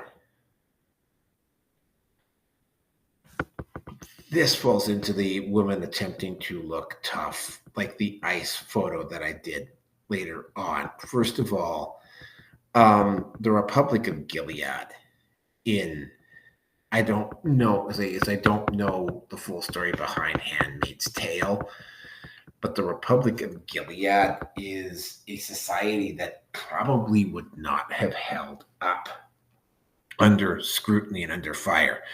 But to assume that women are going to end up, like, first of all, like, except for Furiosa and maybe to a certain lesser extent Mulan, Furiosa, there was a really decent backstory with Furiosa as to why Furiosa became Furiosa. The African queen, the one in the upper right, that's a bit of a myth. The individual, the actual real life story about that is that, I mean, that was a tribe of enslavers. Again, that Wonder Woman, there's a, I mean, it's, you are going to get exceptions to the rule. But I mean, again, this is more along the lines of women trying to act tough. There's going to be a few women that end up like the ones on the bottom, but there's not going to be all of them. Like, it's just not. And oh, by the way, if you go back up to the top photo, you will notice that one of the women there is black. I'm going to point something out to you about the Republic of Gilead and A Handmaid's Tale. They were exceedingly racist and definitely white supremacist. There would be no black handmaidens. So, I mean, even that is not accurate. Next one.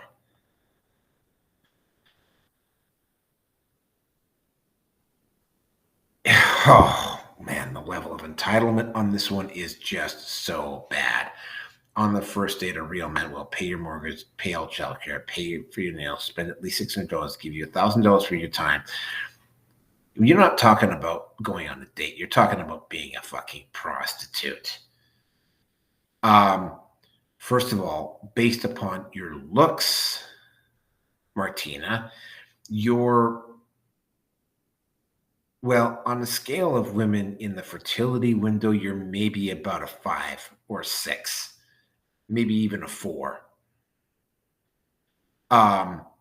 For women, I mean, you're barely mid. Like, you're not in a position to be demanding that. And it is an attitude and level of entitlement like yours that is the reason why men are walking away. Guys, if you're trying to live up to this standard, this is an external validation. You need to be moving past this. Next meme.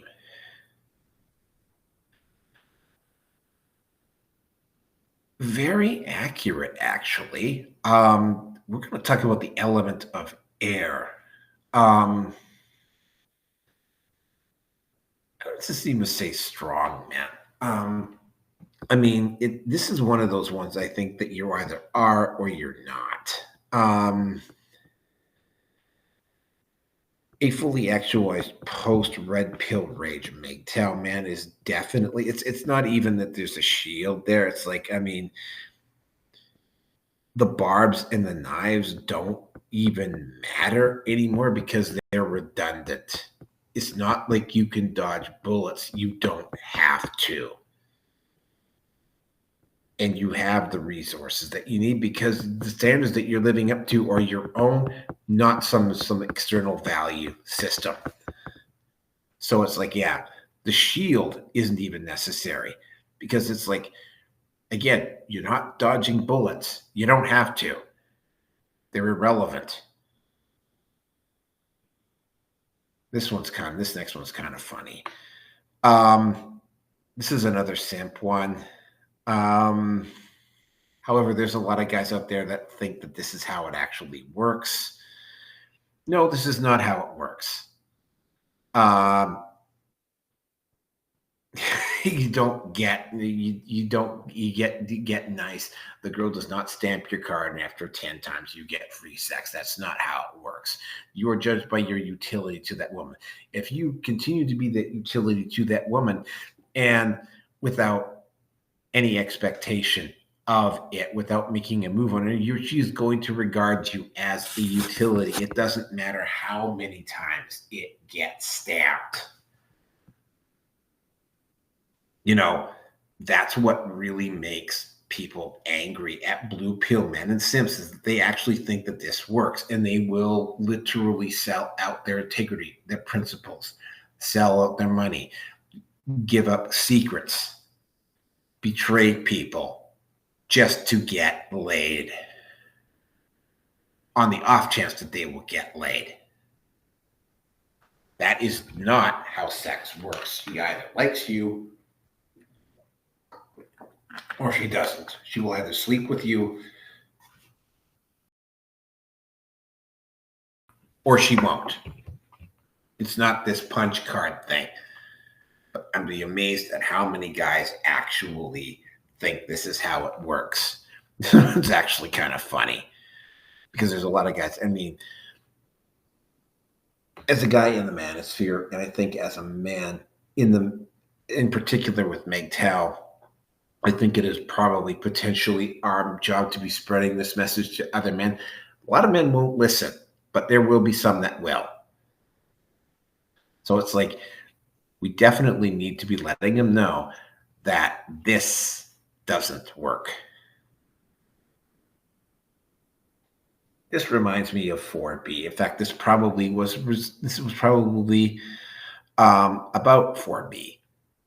All I'm going to say about this is that offer accepted based upon the looks that I'm seeing on these women. You know what? You don't want to have, again, these women just assume that guys only value themselves by how much they're getting laid, and that is not necessarily the case. And, if you agree to do this, it's like, well, you know what? As a MGTOW, offer accepted. You know what? It's like you have no power here.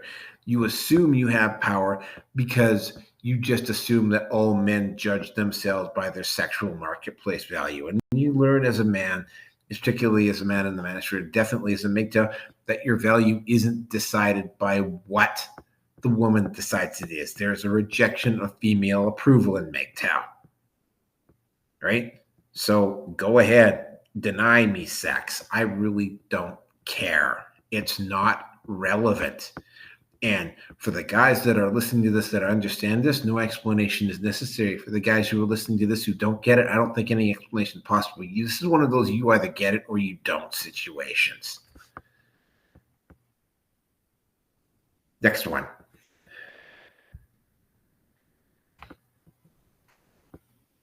I have actually seen this with a couple of women on threads. They make all of these big, bad, brave, grandstanding posts about Trump, about feminism, about social justice. And then literally the next post down is a link to their OnlyFans. Like, I've seen this a handful of times. There's a lot of women out there that are doing this. This falls into the lack of accountability. This counts into the lack of consistency. It's like, for the simps out there, why are you basing your value off a woman who works OnlyFans? Now, I'm not saying that every woman that does or has an OnlyFans site is a bad person, but I have literally seen this happen 3 or 4 times now on threads. I don't go to Mastodon, and I definitely don't have Blue Sky, but I have seen this happen. Why are you taking your lectures and approval from a woman who does OnlyFans? She is in no position to be lecturing you on politics and culture. I mean, and that's not to say that some of them aren't very, that they're all stupid. They're not. And that they can't have an opinion because they can, right? Don't base your life and your values on someone who's doing this, and someone who is practicing this level of hypocrisy. Why would you do that? Again, right, if you're a guy that is doing that, you are unreliable. You are inconsistent. You are somebody who will sell me out or sell a company out or will sell a nation out just to impress some fucking chick you barely fucking know. I'm not having you around. You're a bad bet. You're a risk. You're a danger to me and to everybody else around me. Because you will sell yourself out when some fucking hottie bats her fucking eyelashes at you. And you will sell out to the point where you may put other people, myself included, in jeopardy. That's why.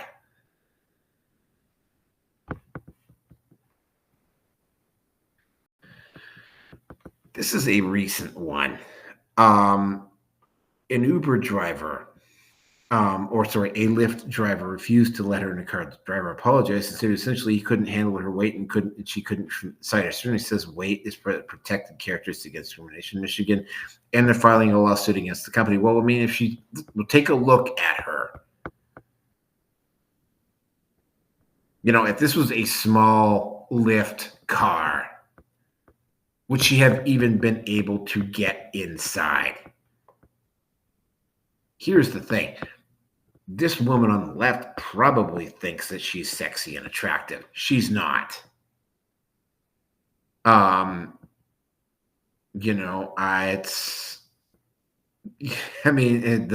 on the left is probably a poster child for diabetes activism, diabetes promotion.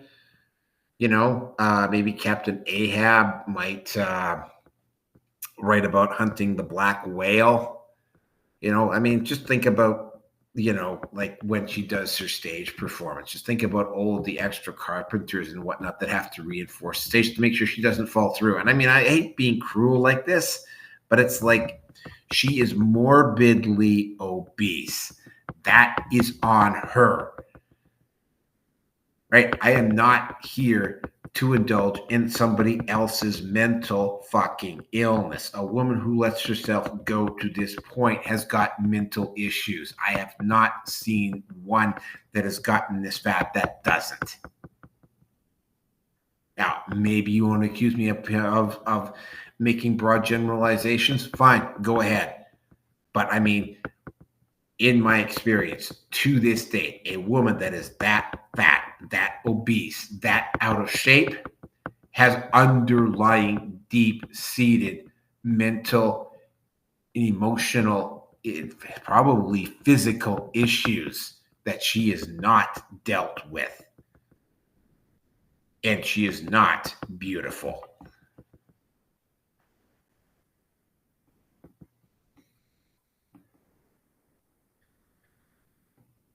Wow. Holy mackerel. Encourage women to smell their poop to be more inclusive to trans women. Some women have a hole where their penis used to be, and that hole often shows microbiome with the colon creating. This is even more insane than the fat woman earlier.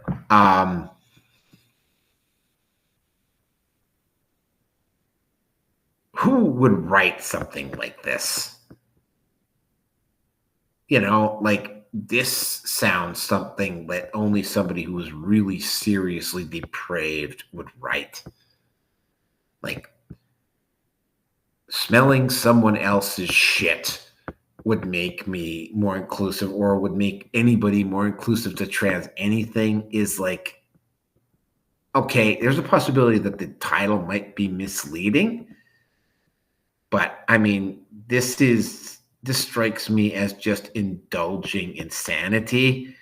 And again, right, I'm seeing more and more articles like this, but continuing on.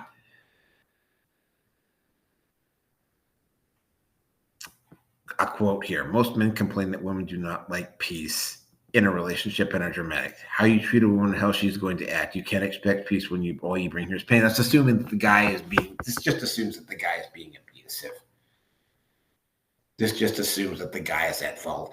This is a version of the Duluth model. This is, again, right, the lack of accountability that feminism is currently been championing, and it has affected the mindset of most women, that it is somehow the responsibility of the guy to manage all the aspects of the relationship and be the breadwinner and do the housework. And yeah, no wonder guys are leaving the dating market in droves. This is a prime example of it, right? Like, just insane expectations of what they think men should be, and the belief that men should be this way and not accept any accountability for the actions themselves. And just assuming that the woman is not responsible for any of the toxicity that happens in a relationship. That's just bullshit. It is. Carrying on.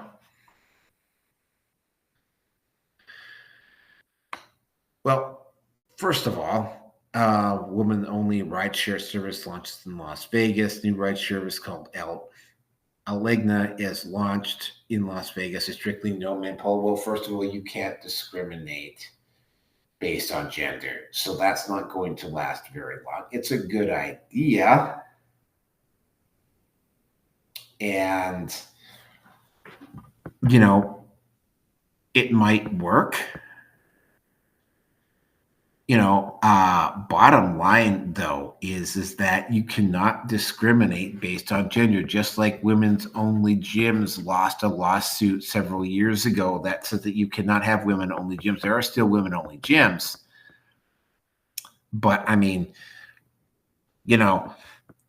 the other thing on this is that if women are able to have their space like this, then men can have their space like this too. It's like it's either or. You can either not exclude people based on gender, or you can have designated spaces that are men or women only. And by the way, that is just two genders, men or women only. So it's like, I get the principle behind this. If it's organized properly, you probably won't have to deal with too much. But I mean, what if a couple needs to get home? What if it's an emergency? Like, this is not an absolute black and white situation. What if it's a couple, right? Like, what if it's a man and a woman trying to get home, right? It's like, what are you gonna fucking make the guy stand there and wait around because he's a guy? He's not with his fucking wife or girlfriend, and you won't give him a ride because it's a fucking guy. It's like, yeah, right? Like,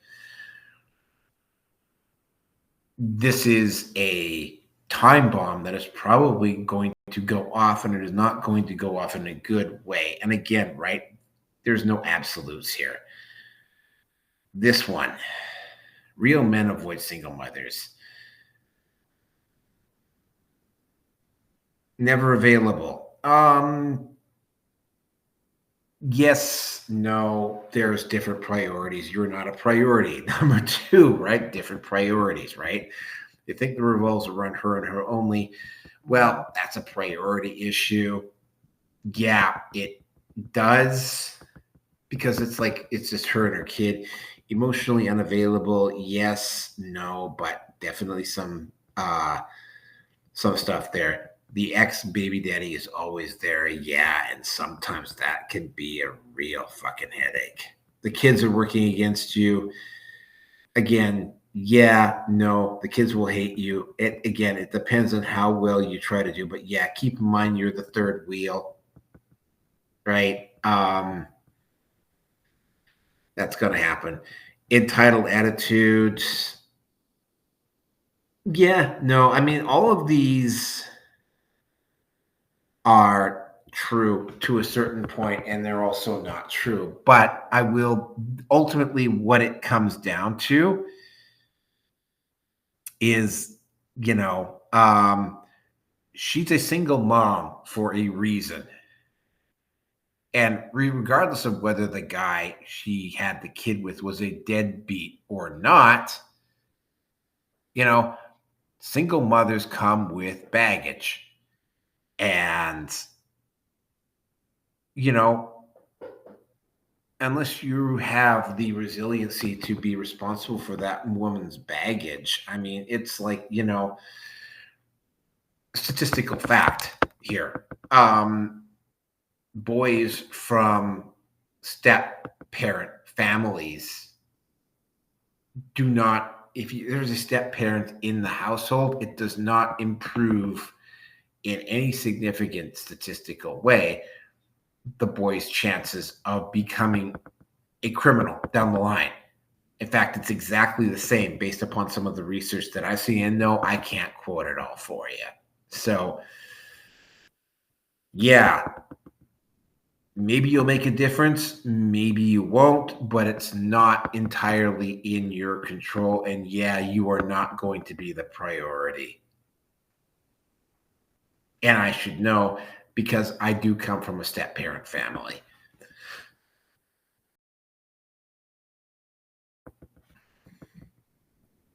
Next slide.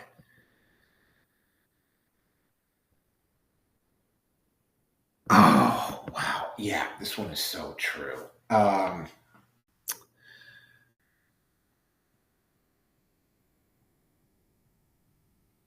Again, this example is a little bit extreme,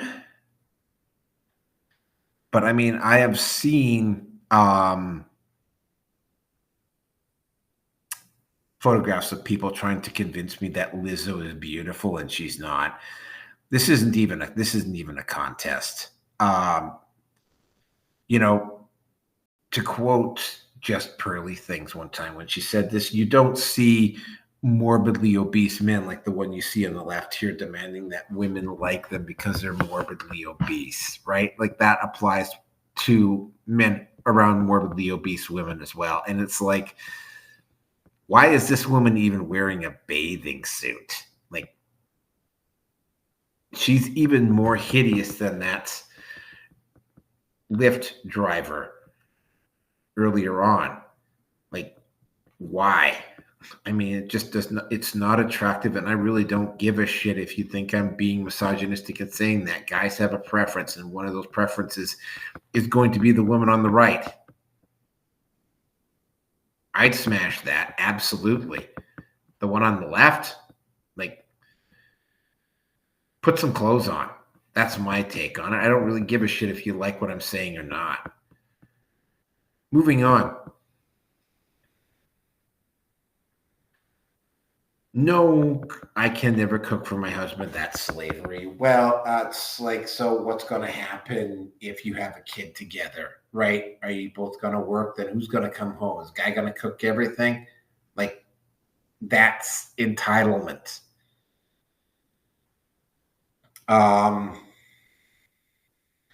you know, so are you going to take any responsibility for the living space? Or is that going to fall on the guy too? Right? Like if you're just going to lie there on the couch and be a mom and be bored, like what type of a human being are we talking about here? Like, are you going to do any housework at all? Right? Like, I mean, you may as well have a fucking addict in the house if you have someone like, if you're going to marry someone like this. Like, like, why would you even want to be married or be living with someone like this? This is why they have a honeymoon period, right?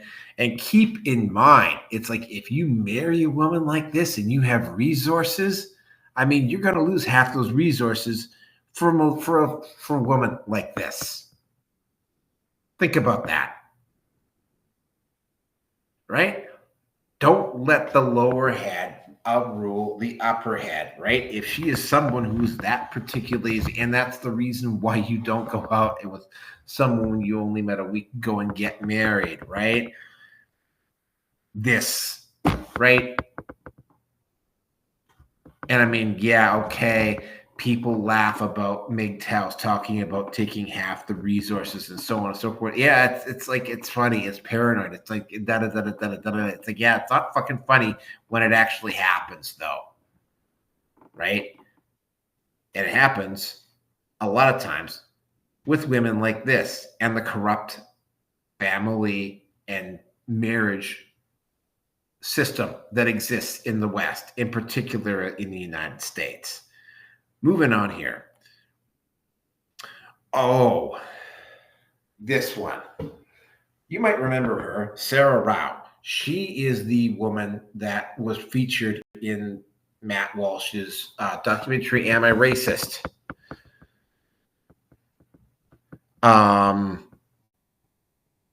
When you confronted Sarah Rao on Twitter on this, before, of course, she's now moved over to Blue Sky, I believe.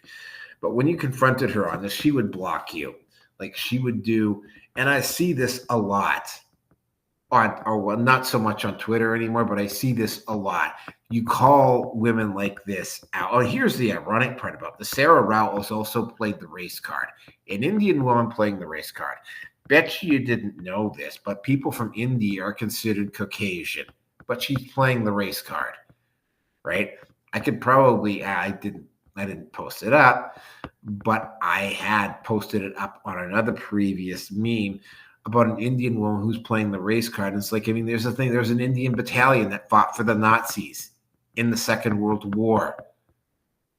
Okay. The Nazis allowed Indians to fight for them because they were considered Aryan, because they were considered Caucasian, right? Yeah, the replying on this one. It's like so a particular group cannot have PSA. Men don't get to decide what's sexist. Yeah, when it comes to what men regard to in regard to women, yeah, they can. The response. So a particular group of people cannot have an opinion on something due to their gender. I'm almost positive there's a term for this. Yeah, it's called misandry. The reverse of that is misogyny.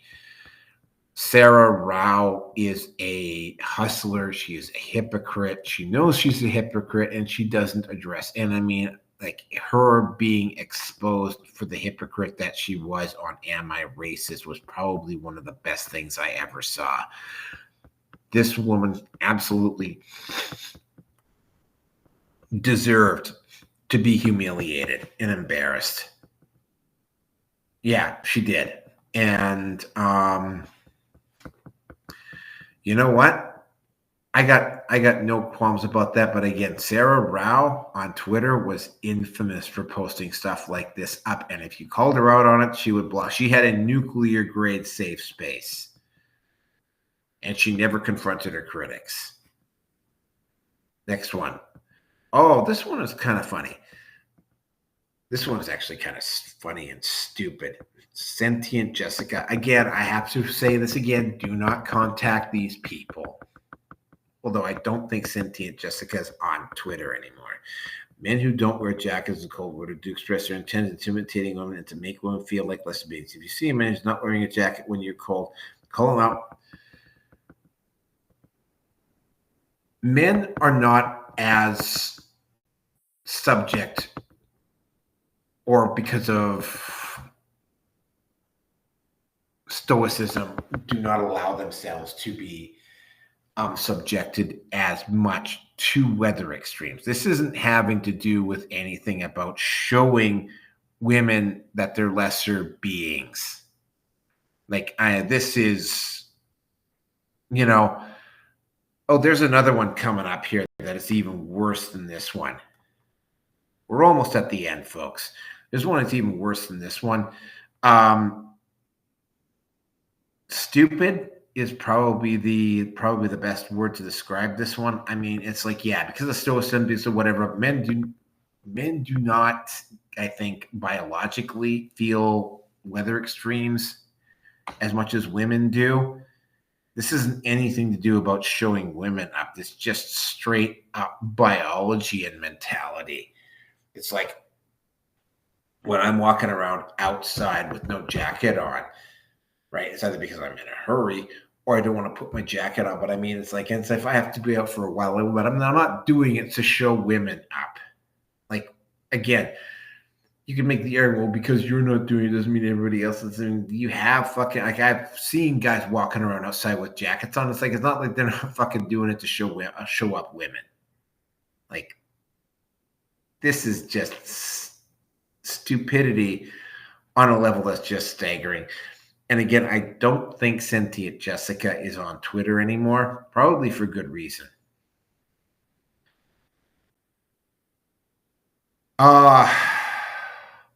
This is a MGTOW empowering one, stopping women's shaming tactics all 2020 and beyond.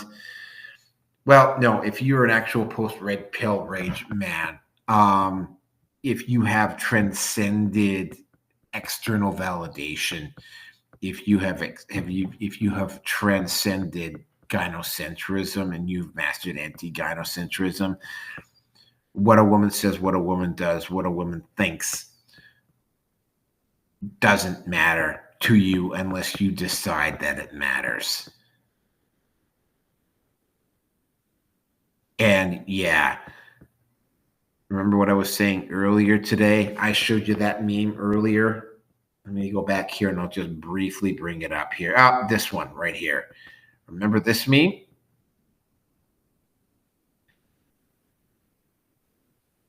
This is what I'm talking about.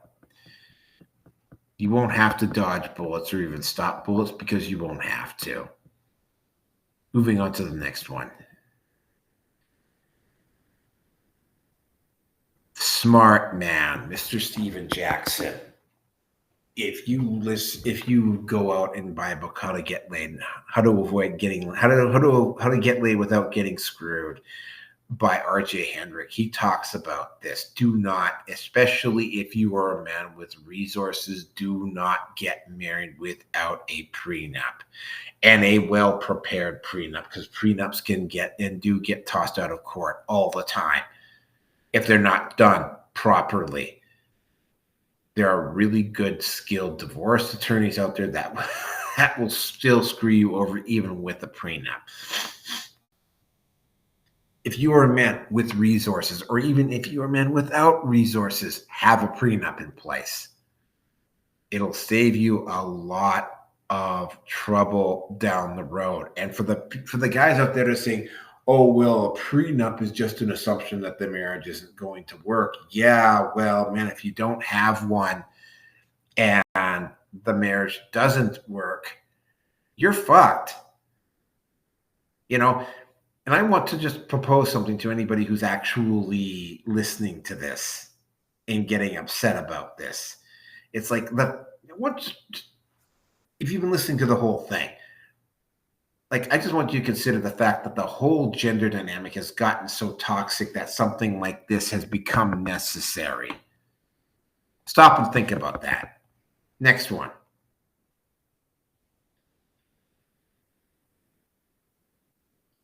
Okay, anytime. Anytime now. Okay, come on. Where the hell is it? Come on.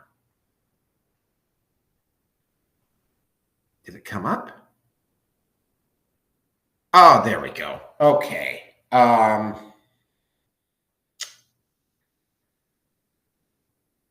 Gotta agree with the man again, right? I'm just going to point something out here. Feminism has done nothing. Feminists have done nothing. Third and fourth with feminists have done nothing to create a solution for this problem. Okay, the current political administration has done some stuff to create this problem. Keep in mind, in some places in the United States, if this man had done what he had done, he would have been the one getting charged with assault. Just stop and think about that. That's how clown world things have gotten. Next.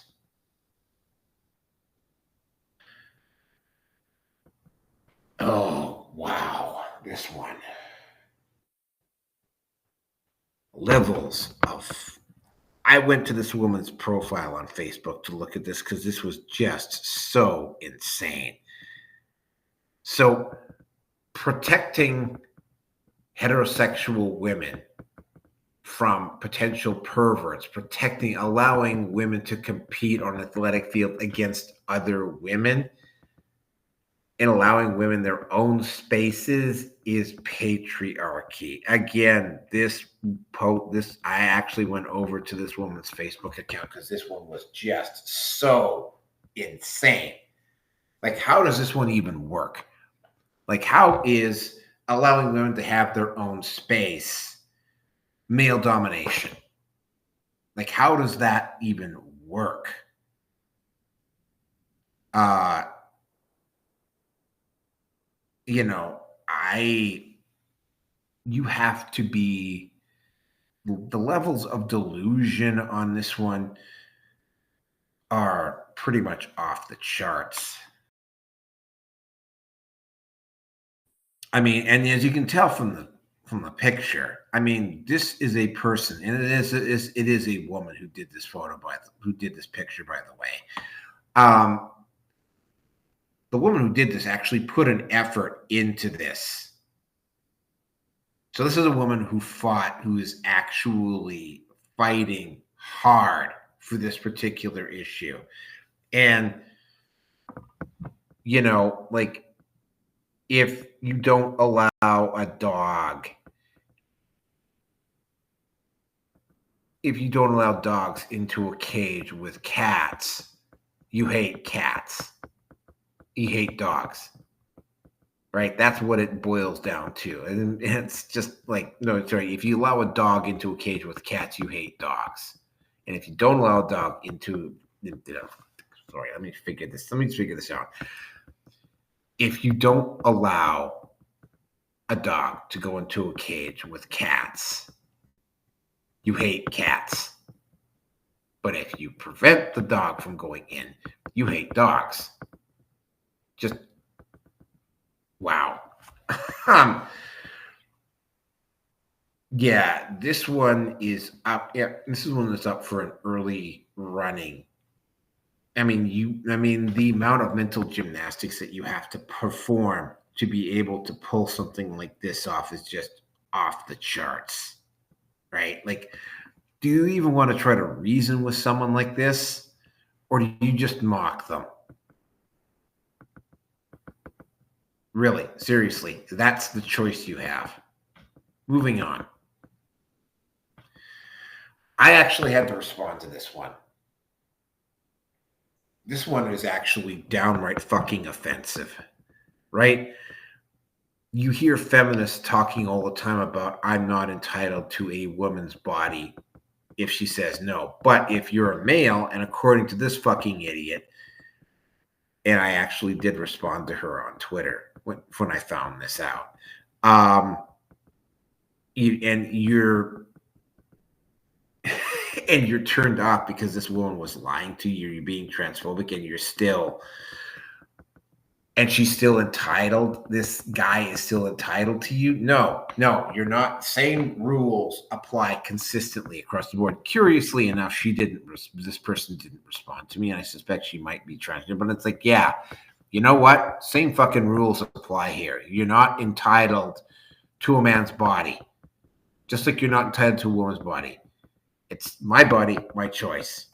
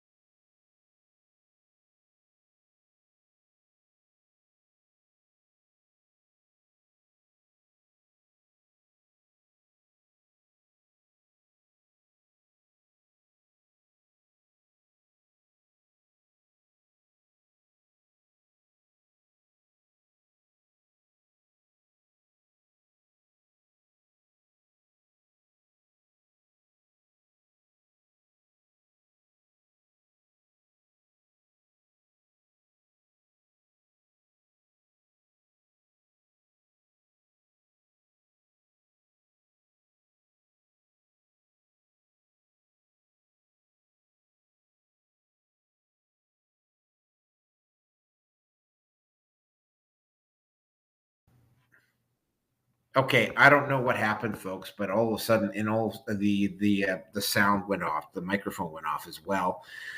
All of the banners, all the remaining banners have disappeared. So what I'm going to do here is I'm going to call the show for tonight, because I really don't know what happened. I don't know what happened to the banners, and I don't really have the time to go looking tonight. I will just simply add them into the next show, which will be either on Thursday or Friday, depending upon my mood. But that is it for tonight, folks. Yeah, this I know realize that's gonna be a bit of a shocking ending, but I mean, yeah, something just happened and something just glitched out here. So yeah, I'm going to end the stream for tonight. I hope you enjoyed it. I will see you on the next one. For those of you who don't know, I will see you. I will see you on number 5, and that is it for tonight. Oh yeah, I will post up my Patreon here just for a second. It will also be down in the low bar. If you like my show, if you want to see more of it, if you have any feedback you want to give me, by all means, feel free to. But that is it for tonight. I hope you enjoyed yourself, the people who actually had the patience to listen to me. Yep, I will see you on the next one.